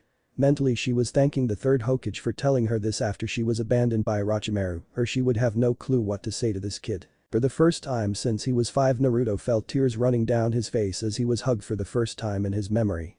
He thought back to all the times he was forgotten by his family and how they doted on Shio. He still felt the burning hatred for his former family. But he then thought of Lee, Yakumo and Anko, and he felt happy for the first time in a long time. He smiled, a true warm smile. He would be the best of both worlds. He would prove to his former family that he was better than Shio, but he would not do it Orochimaru's way. He would become powerful and protect his precious people. He wrapped his arms around Anko and said softly, "Thank you, Ka-san." Anko smiled a bit. "No problem, brat." Exit of Qixiang, land of fire. Menma's POV. Team 9 was preparing to leave Qixiang when 4 Iowa shinobi jumped down in front of them. Team 9 quickly got into fighting stances, but the leader raised his hand. "Hold, we are not here to fight." Anko didn't loosen her guard and spoke, "What are you doing here then?" The leader of the Iowa group stepped forward a bit. He was a tall man with a rather large nose. He was dressed in the formal Iowa Jounin outfit. He stopped a good distance from their group. "My name is Katsuchi, Jounin of Awagakure with my Genin team, Kuritsuchi, Akatsuchi, and Suzumabachi Kamizuro. We had heard that Rogan the Butcher was in the area and came to take him out, but it seems that we were too late." Anko nodded and relaxed a bit. "Yes, my Genin team, and I defeated Rogan." Katsuchi looked a little impressed as he observed the 3 Genin. "Yes, and I would like to thank you on behalf of Iowa for his death. However, we would like to request that you return the hammer of the first Tsuchikage to us. Rogan had stolen it before he went rogue." Anko looked surprised. "The hammer of the first Tsuchikage? The Diamondolm? We did not know that he was carrying such a renowned weapon. I would have thought he would have used some of its abilities." Katsuchi nodded. "The hammer has seals to prevent the unworthy of using it. You may keep the body of Rogan, he is rightfully yours to cash in the bounty." Anko took out the scroll they had sealed the hammer in and handed it to Katsuchi. The Iowa Jounin unsealed the mace and inspected it a bit before nodding and sealing it back into the scroll. He looked at the group. "That Tsuchikage will hear of this. It will definitely help ease some of the tensions after the peace treaty to hear that a Konoha team returned one of our greatest relics of the first Tsuchikage." Anko nodded. The Iowa team departed, but Menma noticed the girl Kuritsuchi look at him speculatively before jumping away with the rest of her team. Anko sighed in relief. That was Katsuchi, the Great Earth Shaker. He is an S-class ninja of Iowa and slated to become the next Tsuchikage. During the last war he was famous for remodeling an entire forest into an earthen terrain for his allies. We were lucky they weren't hostile or we would have stood no chance. The Genins shivered, for their usually unflappable sensei to be wary spoke volumes of that man's skill. Menma looked at the sun which was approaching noon. "Well, we need to report this to the Hokage, so let's head back as quickly as possible." Everyone nodded and they jumped into the forest heading at full speed back to Konoha. Hokage's office. Konoha. 3 days after the events at Qixiang. Minato's POV. Minato deadpanned at the report in his hands. How did a C rank turn into an encounter with a high A rank missing nin, and then an encounter with the S-class Iowa Jounin Katsuchi? He sighed. "Well, I am glad that no one was injured during this mission. I am also proud that you 3 defeated Rogan the Butcher. The bounty on his head will be split among the 4 of you." He smiled a bit. "I also want to thank you for returning that weapon back to Iowa. I have already been sent a message from the Tsuchikage with a thank you and the information that he is sending a Genin team to the next Chunin exams in Konoha. This is the first time Iowa has participated in a Chunin exam sponsored by the village since the system was made." Anko grinned. "All in a day's work, Hokage-sama." He deadpanned at the Jounin sensei. "I hope it isn't a daily thing, you were very lucky this time. However, due to the unforeseen variables in this mission I bumped it up to A rank and you will earn the appropriate pay alongside the bounty of Rogan. Congratulations." Ikumo and Lee cheered while Menma smirked. The pay of an A rank mission would cover his living expenses for the next year. Konoha Street. 6 months later. Menma's POV. The information that a Genin team had killed the infamous Rogan the Butcher spread like wildfire throughout the village. Rogan was one of the most hated Iowa shinobi from the last war. To hear that a genin team managed to kill him made them pretty well known throughout the village. Soon they got into the habit of training with Anko, doing some D ranks and the occasional C rank. However, none of their C ranks were as exciting as their first one. They had skipped the Chunin exams in Kumo along with Team 10. They heard that Team 7 and 8 disbanded due to 2 deaths and some promotions, leaving the spots open for this year's graduating class. Currently he was spying on this year's graduating class. He wanted to scout out the competition and potential allies of the next generation. He also wanted to see the progress of his former sister. He noticed a few potential threats in the class. Uchiha Sasuke was the shinobi of the year at the moment, while his sister, Uzumaki Namikaze Shio, was the rookie and Kunoichi of the year. The dead last of their generation was an Inuyasha member named Kiba, the younger brother to the clan heiress. The day for their class it seemed as if they were demonstrating ninjutsu. Sasuke did a fireball jutsu, as expected of an Uchiha member, it was their calling card after all. Kiba did his clan jutsu fang over fang. Most of the academy students did simple hinges or bushin no jutsus. When it was finally Shio's turn she went through some hand seals and bit her thumb and yelled Kuchius no jutsu. Then she appeared standing on a large frog. He froze, staring at the sight of the frog. He had known that Shio would eventually summon frogs. But he had figured that she would not be given the contract until she was Chunin at least. He frowned angrily, he could not beat his sister if she had an entire clan of toads to back her up. Minato had held down the Kyuubi with the boss summon of the Toad clan, he would stand no chance. He dashed to his hidden training grounds thinking deeply. He needed a summoning contract, that was for sure. However, the only contracts that he knew of in Konoha were the Nara clan's deer summoning contract, the Akimichi's butterfly contract, the tortoise contract of the Mito clan, and the toad contract belonging to his former family and Jiraiya of the Sannin. He frowned again, trying to summon without a contract is incredibly dangerous. However, if one managed to gain a summoning contract through this method they're bound to get stronger. Many famous shinobi who had passed the test of their most naturally aligned clans became extremely famous ninjas. The best examples of this would be the 3 Sannin, each now S-rank ninjas. He knew he would not stand a chance against the Toad clan, even if he was more powerful than their summoner. Feeling a steely resolve settle over him he left to find his sensei. Anko's apartment. Knocking on the door, Menma waited for Anko. His sensei opened the door and looked at him annoyed. What do you want, Gaki? There is no training for this week. He nodded. I know, sensei, I just wanted to inform you I am going to do some solo survival training in the Forest of Death for the next week and I will not be in contact. Anko nodded. Be careful, Gaki, the tigers are a bit frisky since it's close to mating season. Menma nodded before running to the forest. When he was far enough in he breathed in a bit to calm himself. Summoning without a contract is not illegal, but he would be the first unsponsored orphan to attempt this.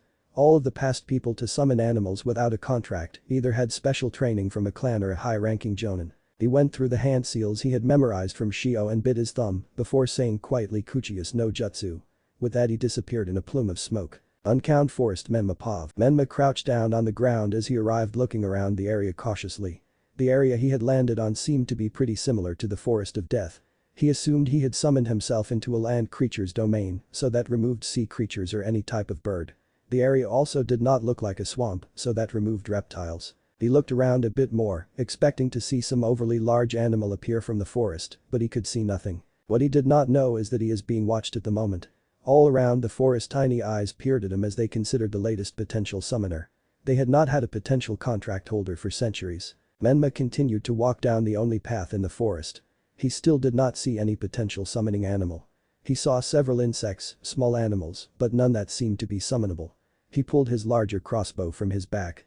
He had bought this weapon from the latest shipment of weapons from the land of snow. The weapon ran on chakra and could reload arrows extremely quickly. He had made the weapon even more deadly by poisoning all of the arrows. Eventually he reached a clearing with an extremely large spider web. The web was constructed to look like a small city and was crawling with hundreds upon hundreds of spiders in different sizes. Some were as large as trucks while others the size of his fingernail. He put on his gas mask and cautiously approached the nest, wary of any potential attack. As he passed, many of the spiders turned to look at him curiously, or at least he thought it was curiously. It was hard to tell their emotions. Soon he arrived the center of the nest where a large throne was erected. He was confused, why would a throne be here that was meant for a humanoid person? Before he could walk further, hundreds of spiders converged on the throne, seemingly merging into a human. Soon the blob of spiders gained color and the person was revealed. She was a tall woman with flowing black hair, eyes that instead of a pupil had a classic spider web pattern. She wore a black dress with spider web pattern straps, a Rachin soul eater. The lady smiled motherly at Menma and put a black fan in front of her mouth as she spoke. It has been so long since a human has entered this realm. We have been waiting so long for a true summoner of our race. He stared at the being in front of him. Who are you? I doubt you are human if you are here. The woman didn't seem offended. No, I am not. My name is Arachne, the collective consciousness of all the spiders of this realm. He felt his eyes widened. So you are the hive mind of all of these spiders? Arachne nodded yes, only a few of the spiders here have true awareness like other summoning creatures. However, an advantage of this is that I can control any spider, not only of this realm. For example, I know that your family abandoned you. I know where each member of your family is. I even know that your mentor, Anko, burned her dinner last night and was forced to eat out. He gapped such an information gathering ability. If what she was saying is true, she had the power to see through the eyes of every spider on Earth. That would outstrip any sensing ability he had ever heard of from anyone. He gulped a bit before becoming serious. What is your challenge to becoming a summoner of the spider clan? The woman tapped her chin and thought. The spider clan had never had a test for their summoner because no one had ever wanted her contract. She looked at the young man before her. She knew everything about him that she saw through her spiders. She knew he was a driven young man that would become very powerful in the future. She licked her lips a bit and spoke. I know almost your entire life, Menma, or should I say Naruto Uzumaki Namikaze. I know how powerful you can be in the future. Your fighting style is very similar to ours as well. I will give you the summoning contract. I wanted to gape at how easy that was, but I retained control over my emotions this time. I thank you, Queen Arachne. Could you please explain the abilities of your contract? Arachne nodded. The spider contract is not one of the most powerful contracts in terms of open combat, but in terms of subversion, intelligence gathering, and assassination, we are unparalleled. We are able to locate and listen to any conversation where a spider can access. Finally, we can teach you our brand of senjutsu. I couldn't help but widen my eyes at the last bit of information. Senjutsu was only from the most rare of contracts. Each clan had their own brand of senjutsu. From what he read from Minato's notes is that the Toad clan boosts one's abilities by a factor of 10. He looked at Arachne seriously. What is the purpose of your senjutsu? Arachne smiled her motherly smile and explained. Our last summoner, Elise, was able to turn into a rather impressively large black widow spider. She gained the ability to access the collective consciousness of the spiders like I am able to. Finally, she gained the ability to use acid-based attacks. I believe she called it acid release. He thought of the possibilities of those powers. By being able to turn into a large spider would be extremely useful in combat. By entering the consciousness of every spider, his sensory ability would be unparalleled. However, the acid release drew his attention the most. That ability would go perfectly with his fighting style. He looked at Arachne. How does one learn your style of senjutsu? Arachne frowned a bit. Other clans require you to absorb the errant nature chakra in the air. We use a special type of toxin to give you our abilities. However, this toxin is extremely deadly and requires thorough training in resisting poisons. He smirked a bit at that. I have trained myself for 6 years in resisting poisons. I will be able to handle it. Arachne smirked a bit. What a convenient summoner. Elise required years of poison resistance training before she was able to undergo the Vilima toxin.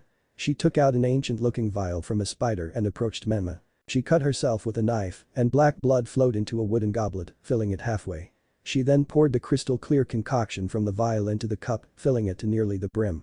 She handed the cup to Menma and spoke seriously. This will hurt you more than anything that has happened in your life. It will feel as if every cell in your body is melting and every nerve cell will hurt horribly. We will wrap you in one of our healing cocoons until the process is complete. The Vilima toxin will take 3 days to fully integrate with your body. After that, if you live, it will take around a week for you to heal. Menma nodded and mentally prepared himself as he drank deeply from the goblet. As soon as he finished the drink, spiders immediately started wrapping him in a cocoon. He barely acknowledged the spider silk around him as he felt an enormous amount of pain spreading through his body. The pain was worse than the time he overdosed on black widow venom to immunize himself. As he started to pass out, he thought of his friends, Lee's encouraging thumbs up and a sunny smile. Yakumo's soft smile, hands clasped behind her back as she encouraged him on. Anko's smirk as she told him to survive or she would find a way to make his afterlife hell. He smiled a bit in the cocoon. The pain seemed to dull a bit as he continued to think of his friends' encouragements. His precious people were waiting for him to return. Yeah. He would not die here. Chapter 7 Changes and the Rookie 12 Forbidden Forest Spider Realm 10 days after Vilima venom was injected. Menma slowly opened his eyes and looked around. He was laying on a hammock made out of spider silk in one of the cocoon-looking houses the spiders lived in. He got up from the hammock and rubbed his eyes a bit. His entire body felt sore from the senjutsu process. Though he could already tell some of the benefits of senjutsu, he could sense some spiders skittering around the forest. He could also tell that he had about 20% more chakra than normal. He sighed a bit before looking around the room and saw a mirror and stepped in front of it. His eyes widened a bit. His once light blonde, almost white hair had turned midnight black. His bangs were longer, now hanging a bit past his chin, Medusa's hairstyle after absorbing Arachne. Under his right eye there was a half spider web pattern. He sighed a bit looking at his face, Anko would flip out. Not only had he been gone for 3 days longer than he had told her, but his change in appearance would also spark her rage. He sighed again before looking down and noticing his lack of cloths, and he blushed. He looked around and saw some clothes laid out for him. There was a black sleeveless hoodie with 2 silver spider web patterns on the hood, baggy shinobi-style black pants, and shinobi-style black sandals. His gas mask laid on top of the clothes. He sighed a bit and put on the outfit and found them very comfortable. They felt like silk, but seemed to be very durable. He left the cocoon home and found Arachne still sitting on her throne drinking some wine, or at least he hoped it was wine. She turned to him and smiled warmly. "Ah, so you survived, good, your human friends have been worrying. I would return soon so you can calm them." He winced a bit at the reminder that his friends were most likely worried. He nodded to Arachne. "Thank you for your help and the chance to become a summoner for this clan. I will make sure to honor the spider clan." Arachne chuckled a bit and waved her fan. "No need to be so formal, it has been a long time since we have had a summoner and I so hope you bring some interest to this boring lifestyle of mine. Come back soon for some training in the art of our senjutsu. Also if you wish to summon me just do the normal summoning jutsu but also call out my name, I will come." Ta-ta. She snapped her fingers and Menma disappeared in a poof of smoke and she smirked a bit. What an interesting boy. Forest of Death front entrance Konoha. As soon as he appeared in a poof of smoke he sweat dropped as he saw Anko at the front entrance, looking murderously at him. She marched up to him and hit him on the side of his head. "Hard you little idiot. Do you know how worried I was when you did not come back the 7th day? No, of course you didn't, you were off gallivanting with the spider clan." He looked at her wide eyes. How did she know he had interacted with the spider clan? Anko glared at him and continued. "I know you signed the spider contract because every allied summoning clan knows when a new summoning bond is formed. You're lucky that the snakes have been allied with the spiders for generations and told me you were the one who accepted the contract or I would have alerted the village that you were missing." Menma sighed a bit at this, at least he would not have to explain to Anko the change of his appearance. He looked at the still furious face of Anko and spoke calmly. "I needed an edge against Shio's toads, so I took a calculated risk to get my own summoning contract." Anko whacked him upside the head again. "You should have at least told me what you were attempting. I could have helped prepare you for the more unfriendly summoning clans. If you had been transported to the shark or alligator clan, you would have had to prove yourself in combat against the son of their boss summon. They're famous for killing all potential summoners but the strongest." He winced a bit at that information. He really was lucky to get the spiders. Though he wondered what they would have done if Arachne had not approved of him and he shivered a bit. Anko seemed a bit calmer than before. "We need to see the Hokage Gaki, he has called us and Team 10 for something." Hokage's office Konoha. Soon teams 9 and 10 were gathered in the Hokage's office waiting for him to speak. He looked at the teams, pausing on Menma to look at his new style and web markings before continuing his observations. Minato looked up from their files. "Team 9 and 10, I have read your files and have been impressed by your 2 teams' progress. However, as you know the next Chunin exams will be hosted in Konoha in 8 months. For the first time since the first Shinobi War all 5 nations will be competing." Both teams' eyes widened, every nation would be competing in this Chunin exams. Menma stepped forward a bit. "Hokage-sama, why is Kumo participating in this tournament? I thought the tensions were high between our 2 villages." Minato nodded. "Yes, we have not had the best relations with Kumo ever since the Hyuga incident. However, since 4 of the 5 nations were participating, they decided to send a team as well. It is for this reason that I am not sending both your teams on any more C ranks until the Chunin exams." Everyone wanted to protest a bit, but a look from the Hokage stopped them. "I know it is a bit unfair, but you will be receiving pensions for your lost earnings. I do not want any of you to be injured or potentially assassinated by competing countries while you are out of the village. You may be allowed to do D ranks, but I want you all to train and do your best to prove your worth to the other nations in the next exams. Now everyone but Anko and Menma please leave, we still have one more thing to discuss." Everyone nodded and everyone but Anko and Menma left the room. Minato looked at Menma. "I noticed you dyed your hair and got a tattoo, unfortunately you will have to retake your shinobi license photo. I wish you luck in the upcoming Chunin exams." Anko and Menma nodded and left to retake his shinobi license. Training Ground 9 Konoha. 1 hour after the Hokage meeting, all of the members of Team 9 were at their usual training ground. Lee and Yakumo were pre-stirring Menma on the reason for his sudden change in look. He sighed a bit. "I changed my look because I gained a summoning contract." Yakumo and Lee's eyes widened. Lee's eyes suddenly seemed to catch fire. "Yosh. That is so youthful, Menma. With your comrades we will be able to increase our teamwork and our youth. Ikumo deadpanned a bit at Lee's usual behavior and turned to Menma. Congratulations Menma with your new summoning contract, with the web markings I'm guessing you are able to summon spiders. They would fit you. He nodded. Yes, I have been accepted as their summoner. These changes are due to a process they did to make me more compatible with their techniques. After discussing the spider clan a bit more they began team training by including spiders of various sizes into their exercises. After 3 hours of this Lee had to go train with Guy for his afternoon practice and Yakumo had clan training.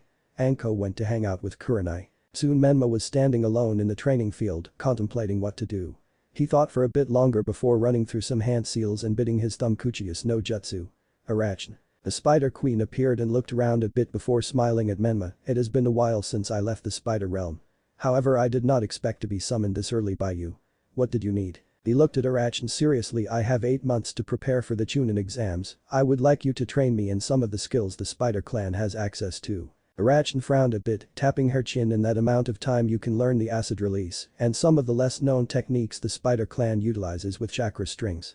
It takes years to learn the spider transformation and learning my sensory technique. He nodded, expecting that information. I would be willing to learn the acid release, and could you explain some of the other skills you could teach me with chakra strings? Arachne nodded. Our chakra string techniques are the foundation of our spider silk techniques. We spread our chakra in a web formation to guide where we send our silk.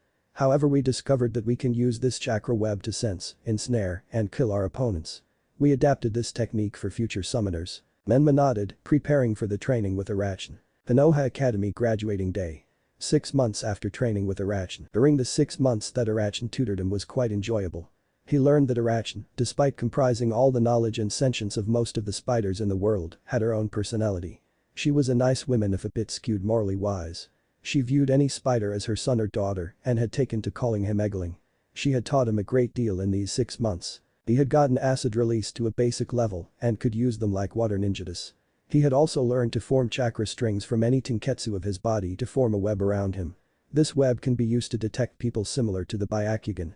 He could also channel his acid release through the web and cause various effects on his enemies. He could not inject too many lethal poisons into his chakra yet, but he has managed to spread his acid release in a paralyzing mixture. He was spying on the graduating class again, leaning against the outer wall as he observed the graduates. Today was the day they would take their final exams to become genin. He spotted his former family, some village nobles, and shinobi clans, congratulating their children for graduating. Soon he spotted a head of blonde hair and focused on his former sister. She had changed from a little brat the last time he saw her to a young woman. She had a hairstyle similar to Minato's, but had a spiky ponytail similar to Jiraiya of the Sannin. She wore a dark blue turtleneck and forest green shinobi pants with dark green shinobi-style sandals. On the back of her shirt the Uzumaki swirl was imprinted. He felt the hatred he held for his sister and his former family rise to the surface, but he kept it in check from showing on his face. He knew he would get his revenge in 2 months when they fought in the Chunin exams. He turned away and walked away, pulling up his hood as he did so. Shio's pav. Shio was having one of the best days of her life. She had woke up to see the smiling faces of her family and had rushed to get ready for the exams. When she had arrived at the classroom she met her friends and they talked for a bit before Iruka entered the room and handed out their tests. After the exams she was extremely proud of herself. She was finally a genin of Konoha. She would soon surpass her Tusan and become Hokage. Databeo. She was basking in the happiness radiating from her parents. What she hadn't told her parents is she had the ability to sense emotions. This ability had emerged a year ago and she could not understand how she got it.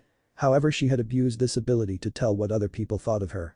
It came as a surprise to her when she felt a deep hatred being directed at her and her parents. She looked around and saw a boy leaning near the wall of the academy. He wore a leaf headband around his arm, so he was a shinobi. He was probably one of the oddest people she had seen. He had black hair with front bangs that stretched down past his chin and spiked hair in the back. He had pupilless blue eyes with a spider web tattoo under his right eye. What caught her attention, however, was that he was radiating so much hatred. However, under the deep hatred she felt she could sense emotions such as sadness, envy, and loneliness. She turned to her Tusan and pointed at the boy who was walking away. Tusan, who is that boy? Minato turned to the back of the boy she pointed to and said, that is Menma, he was the rookie of the year last year. He surprised many by beating several clan members for the top spot. Why? She looked at the retreating boy again thoughtfully. No reason, Tusan. Hidden training ground. Later that night Menma Pav. Menma was training in his chakra webs when he detected someone heading his way at Chunin speeds. He turned to look at the man approaching and saw the academy teacher Mizuki. He was holding a large scroll on his back that he recognized immediately, the forbidden scroll where he stole many of his techniques as a child. He went through some hand seals and used one of his latest techniques, acid release. Sticky binding web no jutsu. This jutsu was one of the most simple acid release techniques. It allowed for an untoxic sap-like substance to travel along the web and quickly hardening while maintaining its stickiness. Soon the chakra strings around him became visible and Mizuki stuck to some of his web. He called out to his former sensei, Mizuki-san, "I would ask that you surrender and return the forbidden scroll before I kill you." He took out his crossbow from the holster on his back to increase his threat. Mizuki looked enraged that he was being talked down to by a genin. "As if I am going to surrender to you, I am an elite chunin, well you're just a genin." He took off one of his two giant shurikens to cut the sticky rope binding him and threw it at Menma. Menma felt a truly twisted smile stretch across his face. This is the first true battle he had since Rogan, and he was itching to test out some of his new abilities. He easily dodged the shuriken and went through some hand signs. His chest expanded a bit and he spoke acid release. Acid shot. Small balls of acid shot from his mouth in a gun-like fashion at Mizuki. He dodged and the balls of acid started to eat through the trees they hit. Mizuki looked at the damage wide-eyed. "What the hell are you? You should only be a weak genin." He looked at the raging man and spoke, "It's not that I'm too strong, it's just that you are too weak." With those words he took out his crossbow and channeled his chakra through it and started firing at the rapidly dodging Mizuki. Soon arrows could be seen sticking throughout the tree line in an intricate formation. What Mizuki could not see are the chakra strings connecting the arrows. His twisted smirk widened a bit and went through some hand signs again. Acid release. Paralytic scattering dew. Soon the web of chakra lines above them started to grow damp with acid and the lines started to rapidly vibrate, dripping almost like rainfall on their location, each blob of water, a potent paralyzing solution designed to mimic morning dew. Soon Mizuki was drenched from the paralyzing rain. He started to walk up to Mizuki, a chakra scalpel forming in his hands. However, he was distracted when his former sister Shio burst into the clearing. "Mizuki. Return the forbidden scroll." She paused as she observed the situation. Mizuki was seemingly passed out on the ground and Menma was standing above him with glowing hands. She felt the sickening emotions of Mizuki and the cold feeling she felt from Menma earlier. What the hell happened here? Dadabeo. Menma smirked a bit at his former sister. "I defeated the traitor Mizuki, your Anbu guard should be here to take him away soon." As soon as he said that, two masked Anbu members dropped to the ground and took Mizuki somewhere. The two genin stood in silence for a bit before Menma turned and picked up the forbidden scroll and looked at Shio. "Come on, we should report this to the Hokage." Shio felt the bitter emotions when he spoke of the Hokage but didn't mention them. She was curious to why he seemed to hate her family so much. From what she could tell from his emotions, he seemed to be using the hatred he felt for them to hide his sadness. They walked together a bit in silence before jumping on the rooftops the rest of the way to the Hokage's office. Hokage's office, Menma's pav. When they arrived at the office, Menma put the forbidden scroll on the Hokage's desk and stepped back a bit. Minato opened the scroll to check the contents and nodded a bit. "Thank you Menma and Shio for retrieving this. I was in a meeting the council discussing team placements when he snuck into the office for the scroll." Shio scratched the back of her head a bit. "2 I didn't really do anything, it was Menma who apprehended Mizuki." She felt the surprise radiating from Menma. Did he think that she would take credit for something that she didn't do? Minato also seemed a bit surprised and turned to Menma. "Then thank you Menma for apprehending Mizuki. The penalty for stealing the forbidden scroll is death and a B rank missing nin status if he had managed to escape the village. You will earn the bounty on his head when he is put to death." Menma nodded. "Thank you Hokage-sama." Minato put the forbidden scroll in a hidden drawer in his desk and spoke. "Thank you again you two for returning this, I will see you later Shio, and good night Menma-san." They both nodded at the dismissal and left the room. Konoha Streets 8 p.m. Shio's pav. They walked out of the Hokage building and stood apart from each other awkwardly. She cleared her throat. "Well, I hope to see you again and find out why you seem to have so much buried pain against my family." Menma nodded and started to walk away. She frowned a bit at his back before turning around for home. Uzumaki residence, Kushina's pav. Kushina was flipping through a picture album of her daughter. She was so proud that her little girl was a shinobi. However, as she flipped through the pages and eventually arrived at a 4-year-old Shio, she felt something snap inside her head. She gasped and dropped the book, running out of the house. The book lay where it fell, open, showing the picture of Naruto's smiling face for the world to see. Menma's mindscape. The fox with 2 tails sat on top of the pond in Naruto's mindscape as he watched the Hergla shatter and sighed. It was almost time to reveal himself to his uncounting host. He hoped that he would understand his reasons for separating him from his family. He settled down on all fours and stewed in his guilt for causing another family to suffer because of the Uchiha. Chapter 8. Battle of Hatred and Regret. Hokage's office, Konoha. Kushina's pav. 1 month before Chunin exams. Kushina was running through the streets of Konoha, her mind a mess. The skies seemed to reflect her mood as the clouds were dark gray with thunder in the distance. How could she have forgotten her own son? However, she was not hysterical enough not to notice the feel of a genjutsu lifting. If the genjutsu had any relation to why she had forgotten her Sachi, then he or she would burn. She ran into the Hokage building and kicked open Minato's door. Minato looked up startled at his wife's sudden entry. Kushina. What is going? His words died off as he saw her teary face. Kushina looked at Minato teary-eyed. Our son Minato. We forgot about our son, earlier I was looking through a photo album and I saw a picture of him. Minato felt something shatter in his mind and immediately memories of Naruto flooded into his head. He sorted through a few of them and felt sickened as he put a hand over his forehead. Why could I not remember my son? That felt like a genjutsu had been broken from my mind. Kushina brushed aside her tears. We need to find him. Minato, who knows where he could have gone? He could be living on the streets. Minato rubbed his forehead thinking over the situation logically. He was devastated by this revelation. As an orphan himself he knew the pain of growing up without parents. But to have parents and seemingly have been abandoned by them, even unintentionally. He would feel hatred for his former parents and wish to get revenge. He looked at Kushina. We can't just announce to the whole village that our son is missing. With the Chunin exams coming up, a scandal this huge of a Hokage abandoning their child could ruin the village in front of all the clients. Kushina looked angry. Then we do what? Do nothing? Well, my Sachi is out there somewhere. Minato shook his head. I never said that. I will gather every Anbu member and Jonin in the village and tell them to search for Naruto discreetly. I will also send notes to the hospital to test the blood of all non-clan genin to see if any of them match our DNA. Kushina nodded, whipping tears from her eyes as she looked fiercely at Minato. I do not care if our son hates us for our neglect, even if it was under the force of a genjutsu. It is probably too late to be his mother, but I will be damned if I do not make sure that he is safe and offer our home to him again.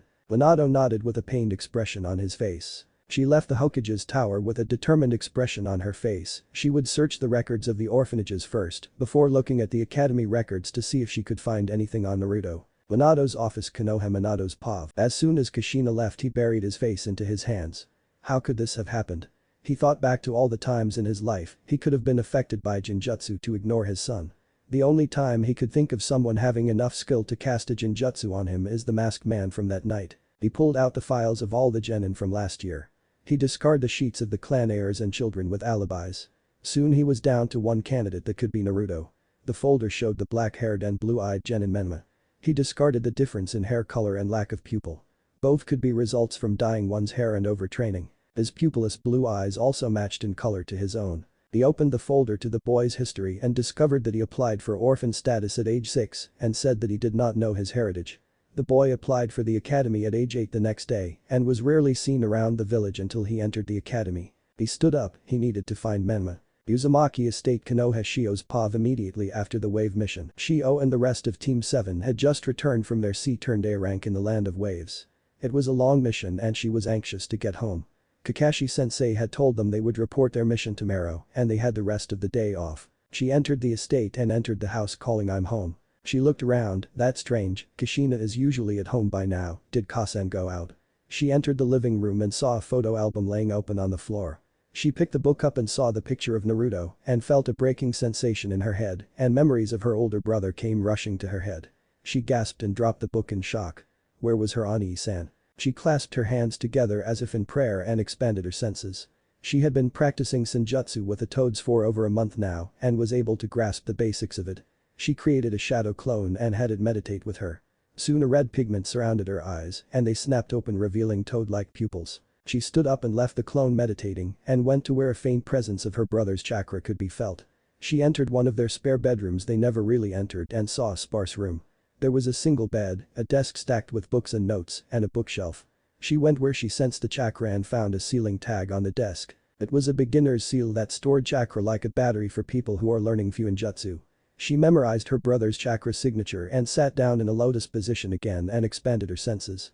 She had never been able to sense that far before, but she ignored that problem and kept expanding her sensing range until she was covering the entire village and the training grounds beyond. She opened her eyes and dashed out the window as she felt her brother's chakra signature at Training Ground 26. Training Ground 26. Konoha Menma's POV. Training Ground 26 is a unique training ground in Konoha.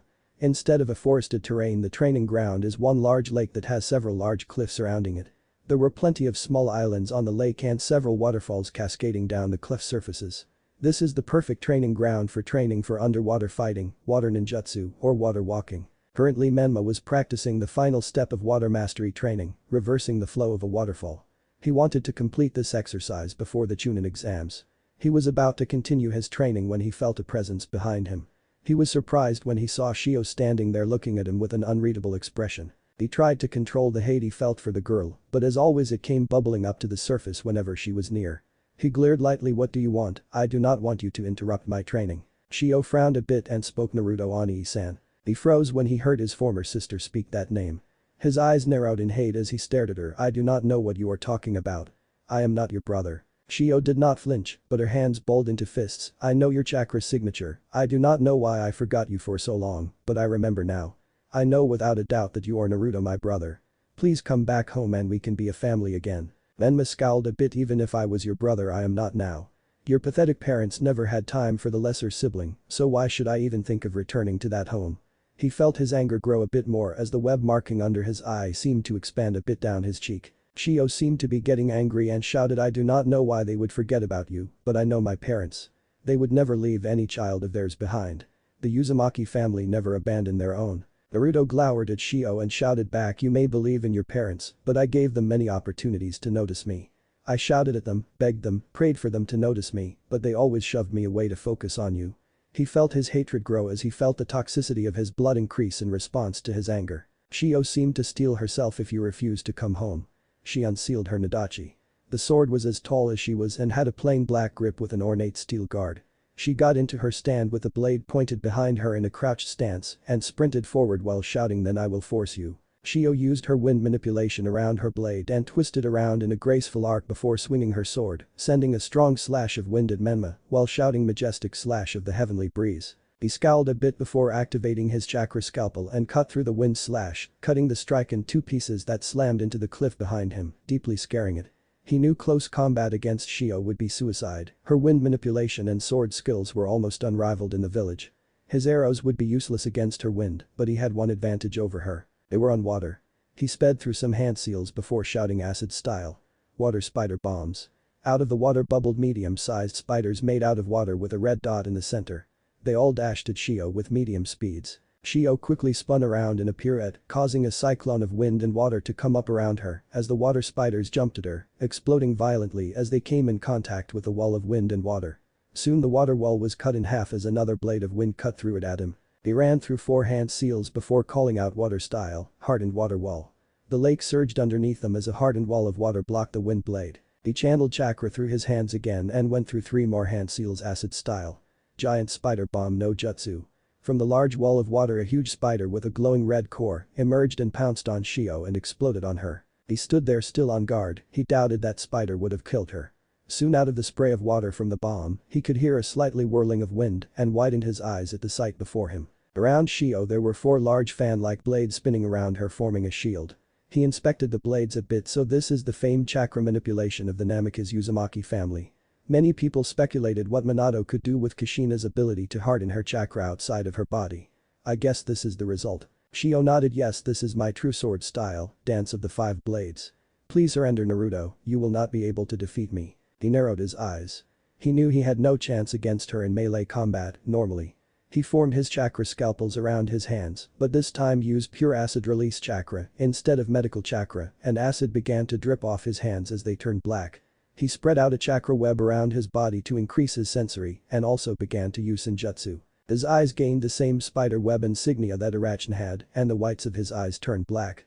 He glared at Shio with his new eyes and spoke, "I will not surrender to you. I dedicated my life to defeat you and I will prove myself to be stronger than you." With those words he went through several hand seals with his poison palms and shouted acid release. Dakukiri no jutsu. Soon most of the entire battlefield was filled with a purple mist. Shio stood inside the mist, her blades of chakra circling around her forming a ball of pure air to prevent the poison from affecting her. Soon out of the mist Menma appeared, with his chakra scalpels about to cut her. Before he could reach her however his shoulder was stabbed by one of the floating blades of chakra. Menma widened his eye before smirking as he dissolved into acid. Shio scowled, those clones were incredibly dangerous. If she killed one of them close to her body, they would cover her in acid. She went through some hand seals before inhaling some air wind style. Great breakthrough. And a huge gust of air was unleashed from her mouth and the poison mist was blown away. Once the mist dissipated she was surrounded by 10 Narutos. She glanced around trying to tell which one was real. She scowled a bit, one wrong move would have her covered in acid. She spun around and unleashed a circular slash around her that bisected all of the clones and raised a wall of wind around her to prevent the resulting explosions of acid from reaching her. She stood tense for a few seconds before she felt glowing hands clamp around her ankles. She screamed as she felt her tendons were cut and Menma rose out of the water behind her, chakra scalpels glowing around his hands. He sneered at her end of the line. He raised his hands in a cross fashion, presumably to decapitate her when she went through some hand seals and bit her thumb summoning no jutsu.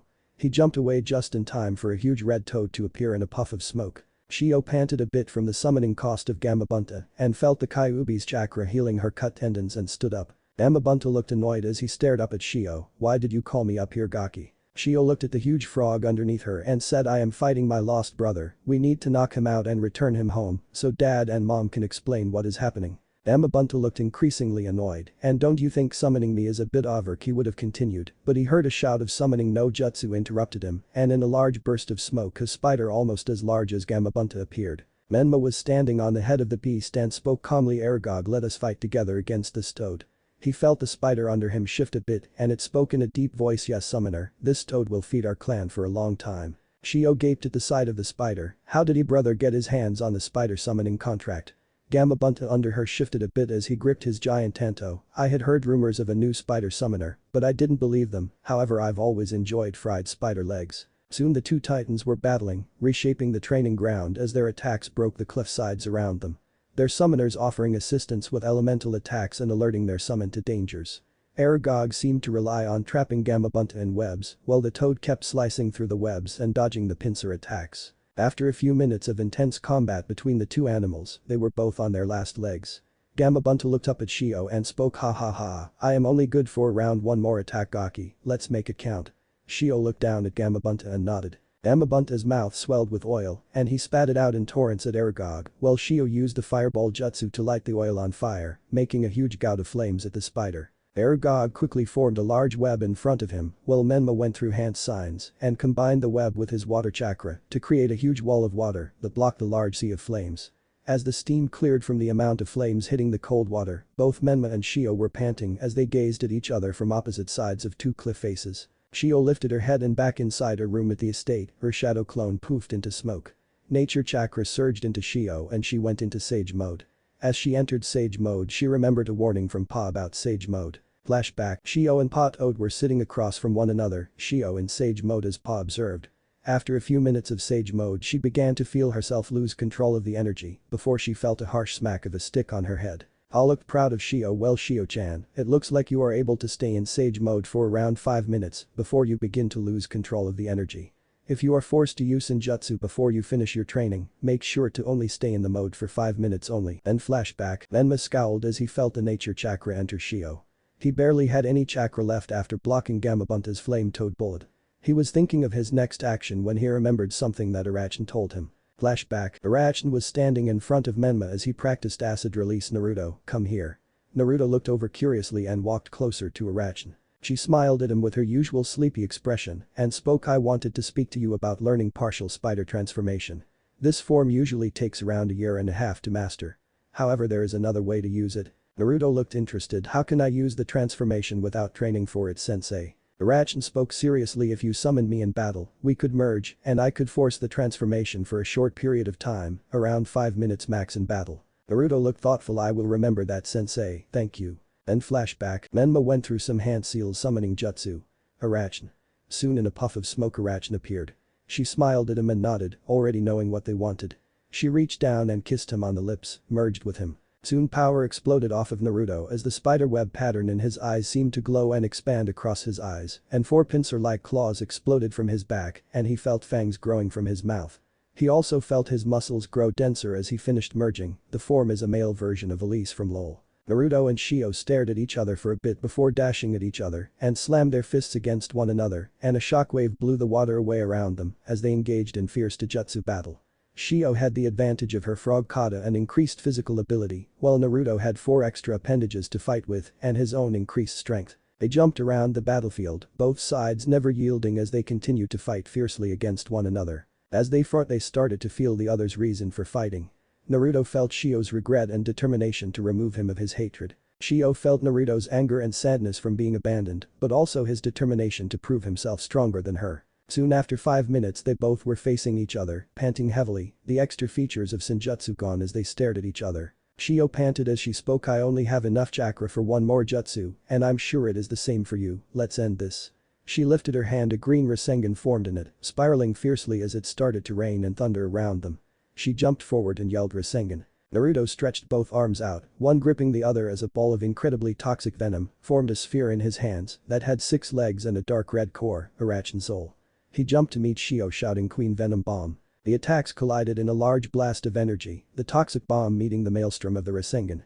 The two attacks fought against each other for dominance. Soon however both techniques exploded, causing a massive implosion of the wind-saturated chakra, meeting the highly toxic acid. When the explosion died down, both Naruto and Shio were knocked unconscious on some fallen rubble side by side. The rain continued to fall on their forms as they ended the titanic battle. Soon Minato jumped down near them, staring sadly at their two forms. He felt great sadness that they had to fight in such a titanic battle. They should be living happily together, not trying to kill each other. He felt tears roll down his cheeks as he felt like a failure. What was the point of being the strongest ninja alive today if he couldn't even protect his family? He looked up at the rain in pain before he made a shadow clone to carry Naruto and Shio to the hospital. Inside Naruto's mindscape, Naruto opened his eyes to find himself laying on a large pond surrounded by forest. Around the pond were large torii. He looked around and spotted a small fox with 2 tails sitting in front of him. The fox seemed to be looking at him with understanding and pity as it spoke, let us talk Naruto Uzumaki. And there is my evil Cliffinger. Man, this battle was fun to write. I based Shio off of Yasuo and canon Naruto. If anyone has any questions or suggestions please let me know. Chapter 9, The Game of Life. Naruto's Mindscape Area Unknown. Naruto's POV. Naruto looked around the landscape before focusing back on the 2-tailed kitsune. Who are you, and where is this? The kitsune looked a bit amused before it spoke. I am the former 9-tailed fox, the great Kyuubi no Kitsune, and we are in your mindscape. He felt his eyes widen. Why are you here when you should be sealed within my sister? The Kyuubi chuckled. Yes, I should be sealed within your sister if I had not inserted a tiny portion of my chakra into you before I was sealed. As you grew so did the Yokai chakra inside of you, allowing it to hold my consciousness. Naruto glared suspiciously at the Kyuubi. Why would you escape from Shio's seal just to seal yourself into me? Without a seal holding you back you could escape from my body easily. The fox nodded. Yes, I could escape from your body at any time, however I have no wish to do so. I gave up most of my chakra to move to your body, so I am much weaker than before. Your body gave me anonymity from my enemies, as well as a safe haven to restore my former strength. Naruto nodded, understanding the logic. And what happens when you recover your strength? Will you attack Konoha again? The Kyuubi shook his head. No, I have no interest in Konoha or its people. I was forced to attack Konoha by Madara Uchiha. He narrowed his eyes. Madara Uchiha had died years ago in the battle against the first Hokage. The Kyuubi's eyes glowed angrily. That is a lie. Madara Uchiha is alive and forced me to attack Konoha. He also used his eternal Manjikyu Sharingan eyes to force your parents to abandon you. Naruto's eyes widened and remembered what Anko once told him. Flashback. Anko looked at Menma seriously. No parents just spontaneously forgets and neglects their children. Even if they focused more on their sister they would never have forgotten you. It is not in human nature. Then flashback. He had ignored her advice then, too caught up in his desire to revenge to give it much thought. But it did make sense. However, he remembered from reading about the Shinto religion that kitsunes were master manipulators. He looked at the Kyuubi. How do I know you're not just twisting the truth for your own benefit? I know the kitsunes are masters of illusions and manipulation. How do I know that you weren't the one who cast the genjutsu on my parents? He almost missed it, but the Kyuubi's eyes flickered a bit with guilt before returning to his regular calm expression. That's it, isn't it? You were the one who cast the genjutsu on my parents when you injected me with your yokai.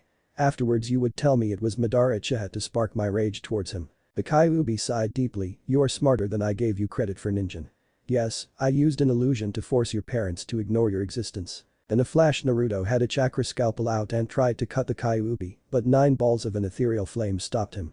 The Kyuubi had not even flinched. Do not tempt me, ninja. Despite only having a fraction of my former power I am more than enough to deal with you easily. Naruto scowled at the reason for his abandonment and hatred. Then why would you do it? Why would you force my parents to abandon me? For your own sick amusement.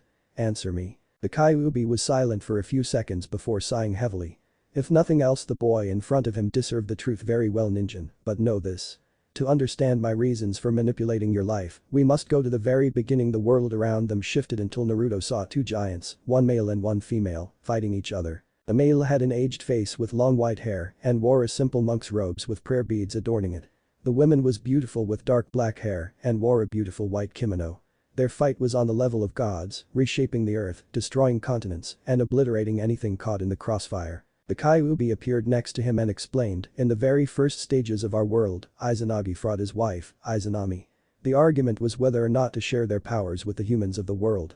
Izanagi wished to share his power with the humans and spread peace, while Izanami wished to rule over all humans with an iron fist and keep them weak and helpless. The battle shaped the world to how it is today. At the very end of the battle, Izanagi reigned victorious over his former wife. The scene depicted the man stab a sword through the woman's heart. As she fell to the ground, she glared up at her husband and issued a prophecy. "One day, my husband, I will return to this world in one form or the other. You have only delayed my plans." Izanagi looked at his wife sadly before speaking, "You shall never walk amongst the land of the living, my beloved. I banish you to Yami for the rest of eternity. You shall be the seal that protects this world from the realms beyond." Izanagi lifted a monk's staff, and a black void engulfed Izanami. Kyuubi continued his explanation, however unknown to Izanagi at the time is that Izanami had one last trump card. The seed of the Shinju tree. The Shinju is a sentient tree that grows in the deepest regions of Yami. Anyone who eats the fruit of a Shinju will be terribly cursed but gain tremendous power. Izanami injected a small piece of her power into the seed and buried it before she was sealed away. The scene shifted again to show numerous wars and bloodshed until a great tree emerged from the blood of the fallen warriors and grew to a huge height, a fruit that looked like a peach at the very top. The Kyuubi looked upon the scene sadly before continuing. Eventually the Shinju tree grew from the blood of fallen warriors, producing its tainted fruit. It stayed there for many years before a princess, tired of the war and bloodshed, ate the fruit and gained its power to end the wars in the world. The scene showed a black-haired girl climbing to the top of the Shinju before gorging herself on the fruit. After it was eaten, she fell to the ground in pain. Her hair and eyes turned white. She grew a third eye and horns, and the rabbit goddess Kagaya was born. With the power of the Shinju, she ruled the world fairly for a time. However, eventually the energies of Izanami began to twist Kagaya. Soon Kagaya became a tyrant and demon, enforcing her rule on the world with a heavy fist.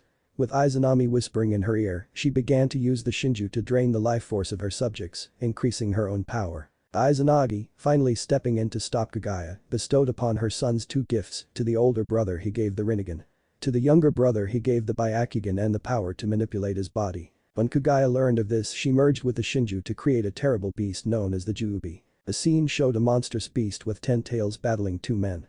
The battle continued for many days until the older brother Hagoromo sealed the Juubi's chakra inside himself, while his brother sealed the Juubi's body and in the moon and casted it out to space. After the battle, both brothers were considered mortal gods. Hagoromo became known as the Sage of the Six Paths, while his brother was hidden in obscurity. Eventually both brothers found wives and started families. These children eventually started the Uchiha, Senju, Hyuga, and Kagaya clans. Nearly 100 years later, on his deathbed, Hagoromo gathered 9 animal spirits he had befriended and gifted each of them a piece of the Juubi's chakra, creating the 9 Biju. "I received the largest portion of the chakra." With his last breaths he told us to never let the Shinju be revived, or it would drain all life on the planet, allowing Kagaya to escape from her prison. However, he also made his younger son, Asura, his heir. This caused a feud between the Senju and Uchiha to fester for centuries. Eventually, after years of fighting, the heir of the Uchiha and Senju clans, Madara and Hiroshima, made a truce to create a ninja village. Years later, Madara found a tablet left behind by Hagoromo that spoke of the Juubi and its power. Corrupted by this knowledge, he began to plan to become the Jinchuriki of the Juubi like his ancestor. This led him to fake his death in his battle between Hiroshima and himself. In the shadows he began to make plans to gather the 9 Biju. I had been sealed in Mito Uzumaki during the battle, and that gave him the idea of Jinchuriki. Gathering the 9 Biju by himself would be suicide, but kidnapping their sealed containers would be child's play. He manipulated the budding villages at the time to seal the Biju inside of humans and used them as weapons of war. While the nations battled each other, he started to form his own organization, the Akatsuki. Now he hopes to revive the Juubi to become its Jinchuriki, becoming a mortal god like Hagoromo so long ago. What he does not know, however, is that the Juubi contains Kagaya and a bit of Izanami's essence, which would recreate the Shinju and absorb him and all life in the elemental nations, weakening the seal on Izanami enough so she can escape, dooming all life on the planet. Naruto was wide-eyed at this information. He had just learned the origin of the ninja world. He glared at the Kyuubi again. "Who are you?" A normal animal spirit would not know of all of this. The Kyuubi chuckled and a spirit outline of a white fox with 9 tails surrounded the Kyuubi. "You are correct, young mortal. I was not just a fox spirit but the god of foxes, Inari Kami. I befriended Hagoromo, and he sealed the largest piece of the Juubi into me for safekeeping. Naruto felt a bit confused. Are you saying a god was able to be subjugated by Madara to do as he wished? Inari winced, an unforeseen complication. The Juubi chakra contained within me allowed him to control me. I assume Hagoromo knew this, but thought that the Sharingan could be used to stop us if we went on a rampage. Instead it was used to enslave the Biju. It was for this reason I gave up my chakra to enter you.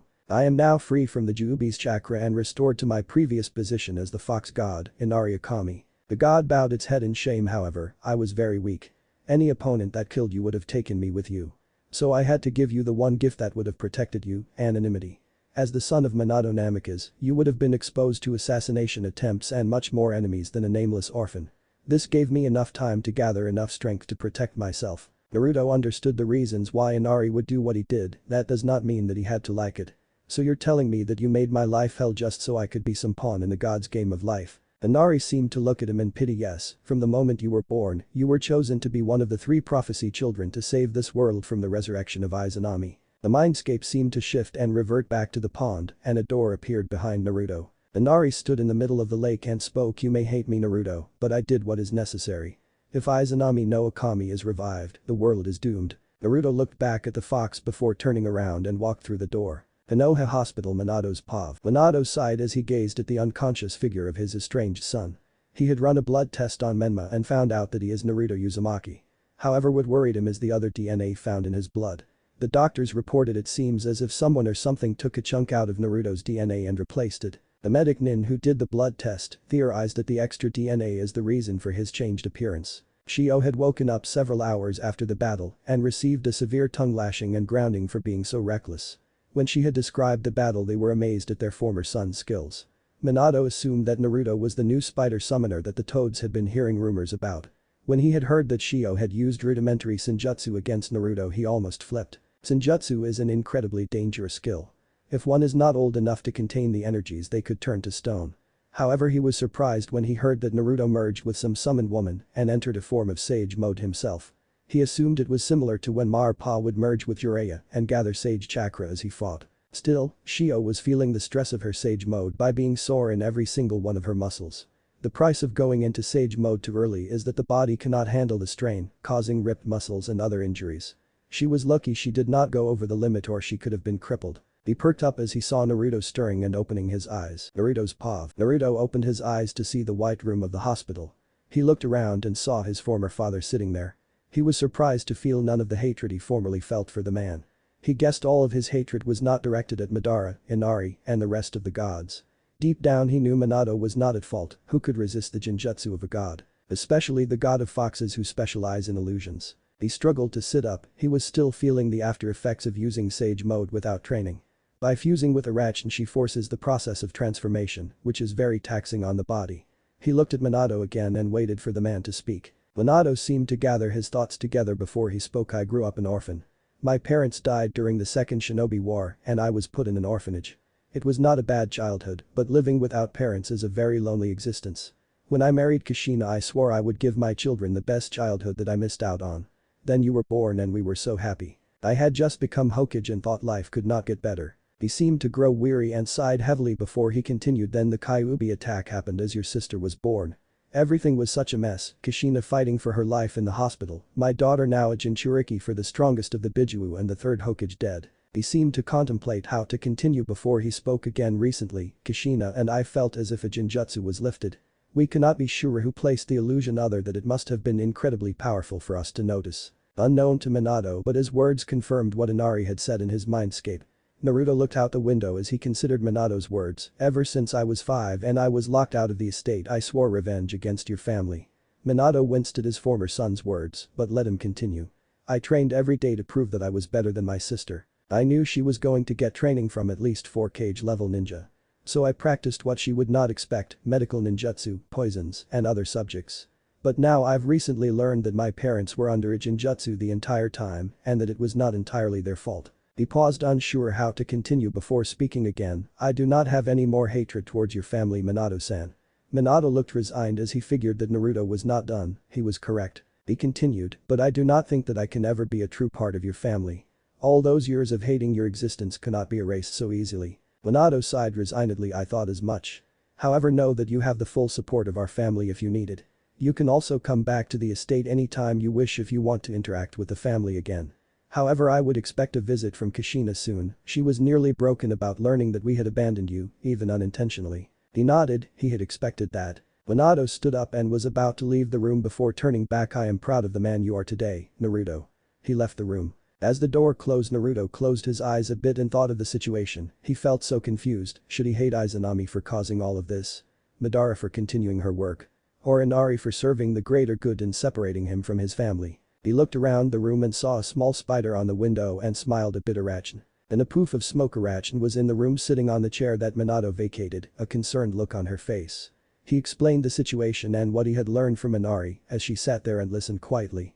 When he had finished, she reached out and hugged him as she stroked his hair. "It is alright to be confused, Naruto. However, all you can do is look to the future and decide your own destiny.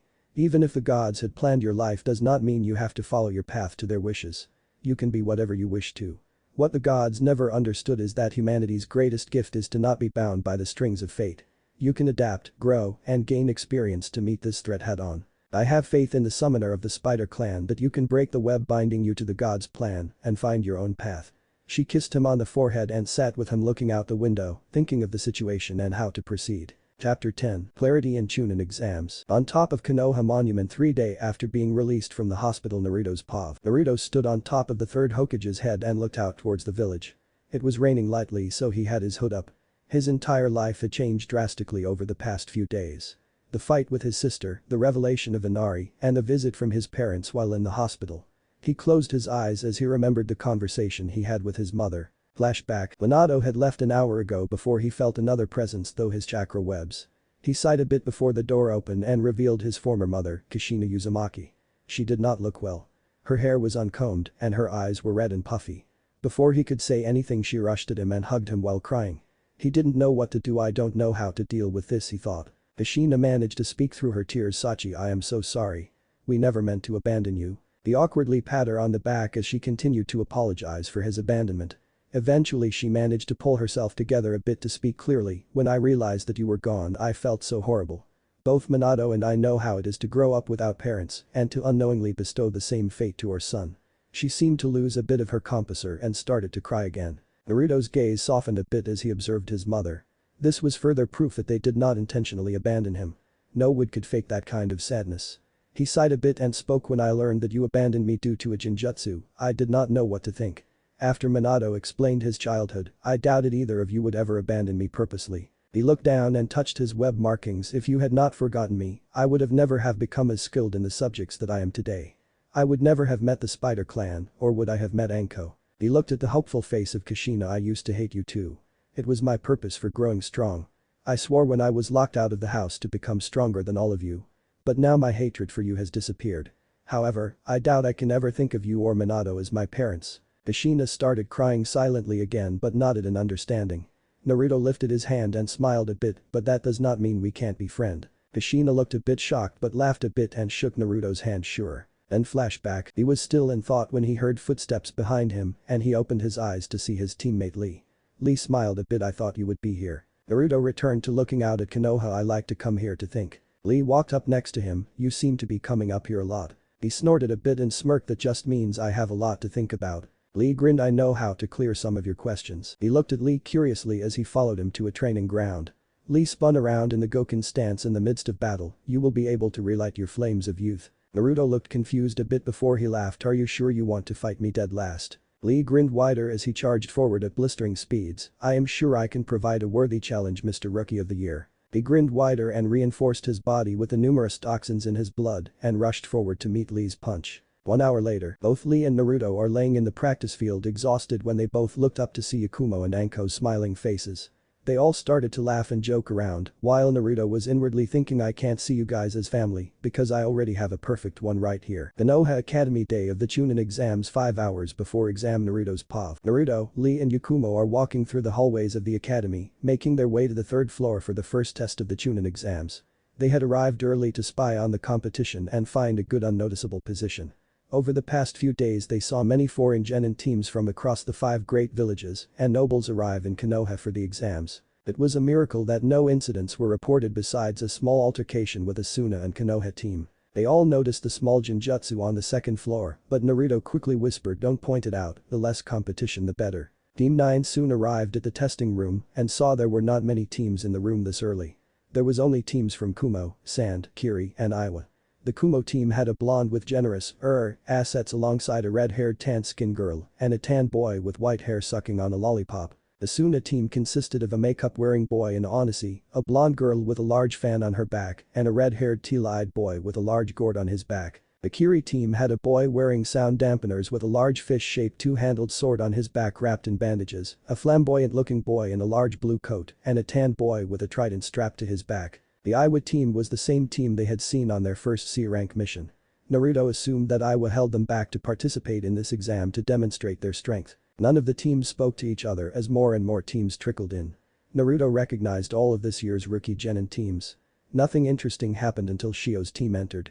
Shio had been teamed up with Sasuke Uchiha and Kiba in Yuzaka.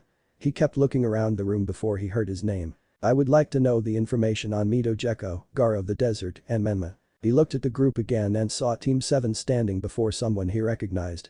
He walked over before Kabuto could say anything. "Hey Kabuto, never thought I would see you outside of the hospital." Naruto had met Kabuto while working part-time at the hospital. They often discussed different medical practices and theories. Shio looked up surprised at seeing her brother. "Oh. Hey Menma, how do you know Kabuto?" Kabuto pushed up his glasses a bit. "I know Menma-kun from working at the hospital, we usually work shifts together. Anyway, the information."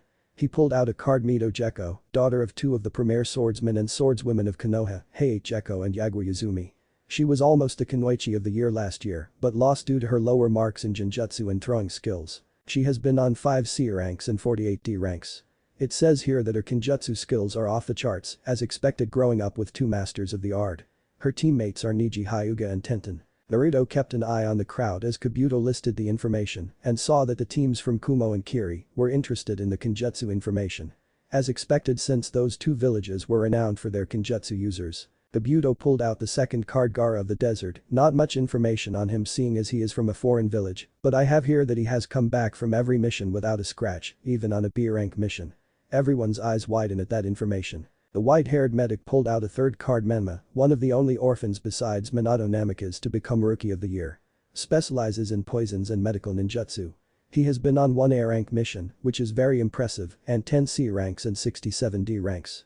His teammates are Yakumo Kurama and Rock Lee." Kabuto kept monologuing information, but Menma had lost interest and was observing the crowd. Soon after a small incident with some sound genin and a poof of smoke, several Chunin and Marino Ibiki appeared out of a shunshin.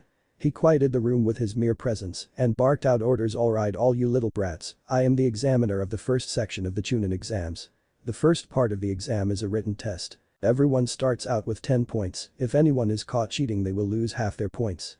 Soon after everyone was settled, Naruto found himself between Kuritsuchi and the boy from Kumo. 15 minutes into the test and Naruto could only answer 3 questions, each requiring about Jonin level poison expertise or doctor level medical knowledge. He discreetly glanced around the room at all of the Chunin watchers. Why would they go to such great lengths to try and detect cheating? Ibiki could probably tell if anyone was trying to cheat him by himself blindfolded. He glanced towards the competitors nearest him and widened his eyes minutely when he saw Shiori Nara a few places away from him. He knew for a fact that she had graduated from the Chunin exams last year. So why is she here, he thought back to Ibiki's words. Anyone caught cheating will lose half their points, why not just remove the person who cheated immediately? That is what they did back in the academy. He paused, what if they want us to cheat? He discreetly looked around at some people and saw a few genin discreetly cheat, good for genin, but someone like Ibiki could easily spot it. He assumed that their cheating strategies were good enough for Chunin, so the proctors did not point it out. He smirked a bit. Closing his eyes, he spread his chakra web around him and latched onto the tenketsu points of Shiori's hand and began to copy her hand movement on the questions. He was sure that at least one of the guards around him could sense his chakra being used, but he doubted they would call him out on it since it was not obvious. He glanced at Lee near the front sitting next to Hinata. He was sure that Lee was too honorable to cheat on the test, so he decided to give him a helping hand. Acting as if he was thinking, he bit his thumb and went through some hand seals disguised as cracking his knuckles and in a smokeless summon, summoned 2 small spiders. One went to Yakumo while the other went to Lee. A spider landed on the desk and spun a small web detailing the answer to some of the shorter questions. Once 3 were filled for Lee, he dismissed the spiders. That was enough points to pass the test. Soon after the dramatic 10th question, the proctor of the next exam, their sensei Anko, led them to the forest of death. Anko began to scare the poor genins with her antics while she explained the test. Anko held up 2 scrolls. "Alright you maggots, the purpose of this test is to survive for 5 days in the forest behind me. While surviving the forest, your goal is to gather a heaven and an earth scroll before proceeding to the tower in the middle of the forest. However, before we begin the test I would like all of you to sign these waivers, in case you die." There was some grumblings, but everyone signed the waiver and was given a scroll. When Menma signed the waiver and got a heaven scroll for the team, he smirked a bit as an idea came to him. He raised the scroll over his head and shouted, "Hey! Our team has a heaven scroll." Nearly everyone around him looked at him as if he was an idiot, but the proctors and judges of the test looked at him speculatively. What the genin around him did not realize is that he had protected his team from half the competition. No team would want to waste energy and a potential defeat on a team they knew had the scroll they did not need. But that stunt Team 9 had become one of the best protected teams in the competition, while simultaneously luring only teams they needed to themselves. As they lined up at an entrance to the forest, he smirked a bit as he felt the small chakra of one of his spiders attached to the 2 genin teams whose gates were closest to theirs. As soon as the horn blared, he motioned for their team to follow the chakra signature that his spider was emitting and soon crouched on a tree above a rain village team. They observed the team a bit and smirked as the leader took out an earth scroll. Without having to be told, Yakumo did some hand seals and trapped the team in a genjutsu. Naruto took out 2 syringes full of knockout venom and jumped down, landing on 2 of the genins and stabbing them in a major artery, effectively taking them out of the competition, while Lee appeared behind the last member and chopped him in the back of the neck, knocking him out as well. Yakumo smirked as they took the earth scroll. "That was easy." Naruto looked around suspiciously. "Too easy. I say that we start heading to the central tower before teams get desperate enough to surround it, looking for people with both scrolls." After 3 hours of running, dodging wild animals, and avoiding teams with his chakra web, sensing they arrived at a small clearing. Naruto looked around. "We should rest here for now, we want to be at full strength if we encounter another team." Lee nodded. "Yes, it would be best if we wait for our flames of youth to replenish before continuing on to the tower." Ikumo nodded, already understanding youth speak to understand his meaning. "We should lay some traps while we rest, even with your web we don't know if a team has the ability to counter and negate it." Menma nodded and his eyes glinted as he remembered one of the traps he wished to test. "I have the perfect thing." Both Lee and Yakumo looked curiously as Naruto took out a black scroll and unsealed several mushrooms. Yakumo looked hesitantly at the shrooms. "And what do these mushrooms do?" Naruto chuckled evilly. "If anyone steps on one of these it will explode, sending a cloud of paralytic poison into the air, forcing the person who stepped on it to inhale it. No one will be able to sneak up on us with these around us." Kukuku, on count to Team 9, but in a different dimension, every person classified as a jungler flinched simultaneously while a small yordle chuckled evilly as he waited for more people to fall to his shrooms of death. 3 hours later, 9 p.m. Team 9 had entered the tower and opened their scrolls, which turned out to be summoning scrolls for a Chunin to explain the scrolls to them and explained that they had to stay in the tower for the next 3 days. Time inside the tower moved slowly for the team as there wasn't much to do. They could not train in case they were spied on by an enemy team. After the 5 days were up, the teams that had passed were Kuritsuchi's team, the Kumo team with a lollipop-sucking boy, the Kiri team with a boy with sound dampeners, the Suna team with a red-haired boy, Team 8, Team 11, Kabuto's team, and Team 12. Team 7 had arrived with only a few hours to go for the competition. He was slightly surprised that Shio's team was the last to arrive. However, when he saw them enter, Sasuke and Mito looked pretty roughed up and Shio seemed tired. He guessed they had fought a strong team and only barely won. Soon the proctors called all the teams to the arena and the tower and everyone prepared for the next event. Our arena, Naruto's POV. All of the teams were lined up in front of the Hokage in a group of jonin. Minato stepped forward and explained the rules of the competition. "I am glad to see so much potential in one room. However, we have too many competitors to make it to the final round. In order to resolve this, we are doing a preliminary round." Minato then proceeded to give a speech about how the Chunin exams were a replacement for war. A sickly-looking man stepped forward and spoke. "I will take it over from here, Hokage-sama. My name is Heijeko, and I will be the proctor for the preliminary round.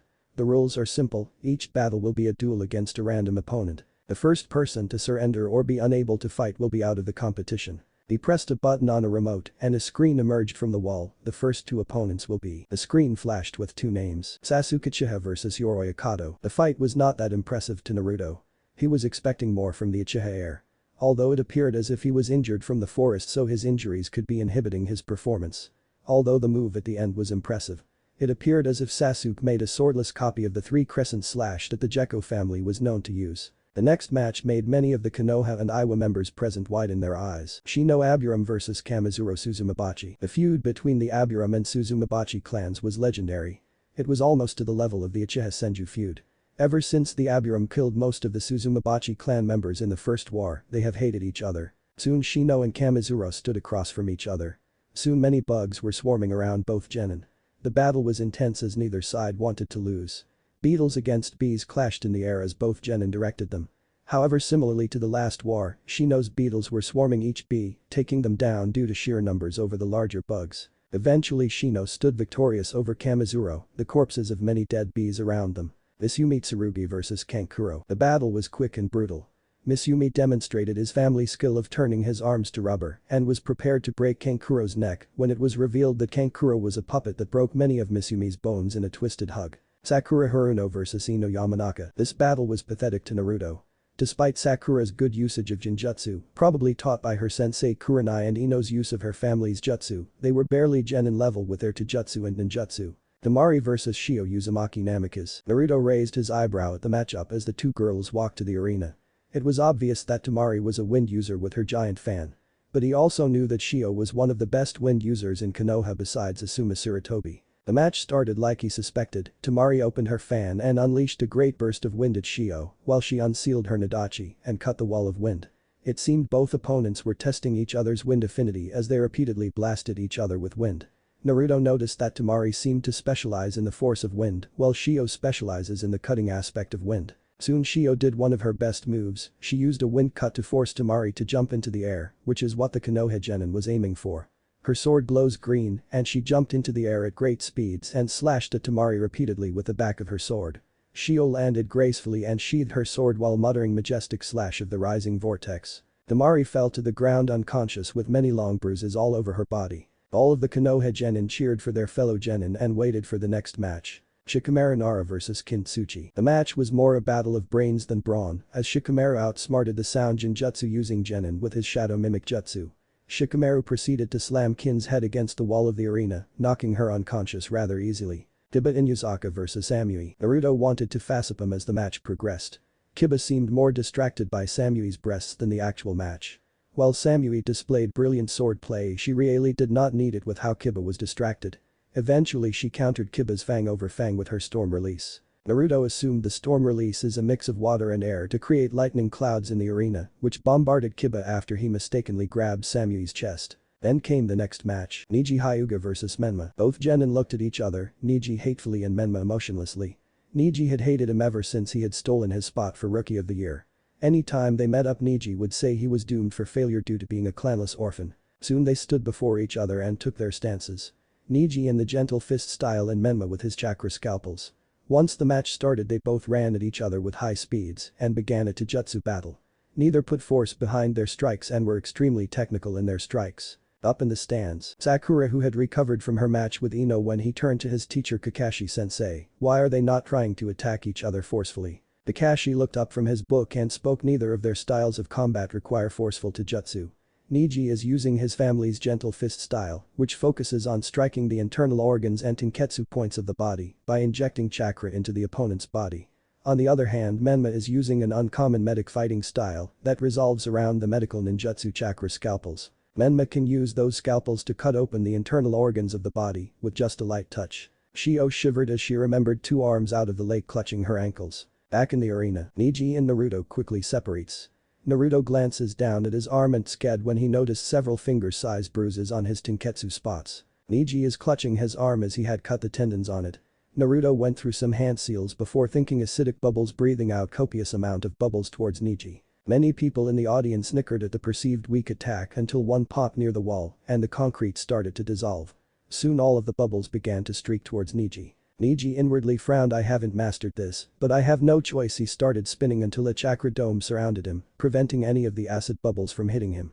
When he stopped spinning, he quickly had to duck as Naruto swung his arm at where his neck would have been moments before and twisted in mid-duck and struck 4 tenketsu points on Naruto's chest. He frowned a bit as the Naruto started to melt in a purple puddle and jumped away as Naruto tried to jab him from behind. Unknown to Neji, however, is that medical chakra was surging into his locked tenketsu on his previously closed-off arm.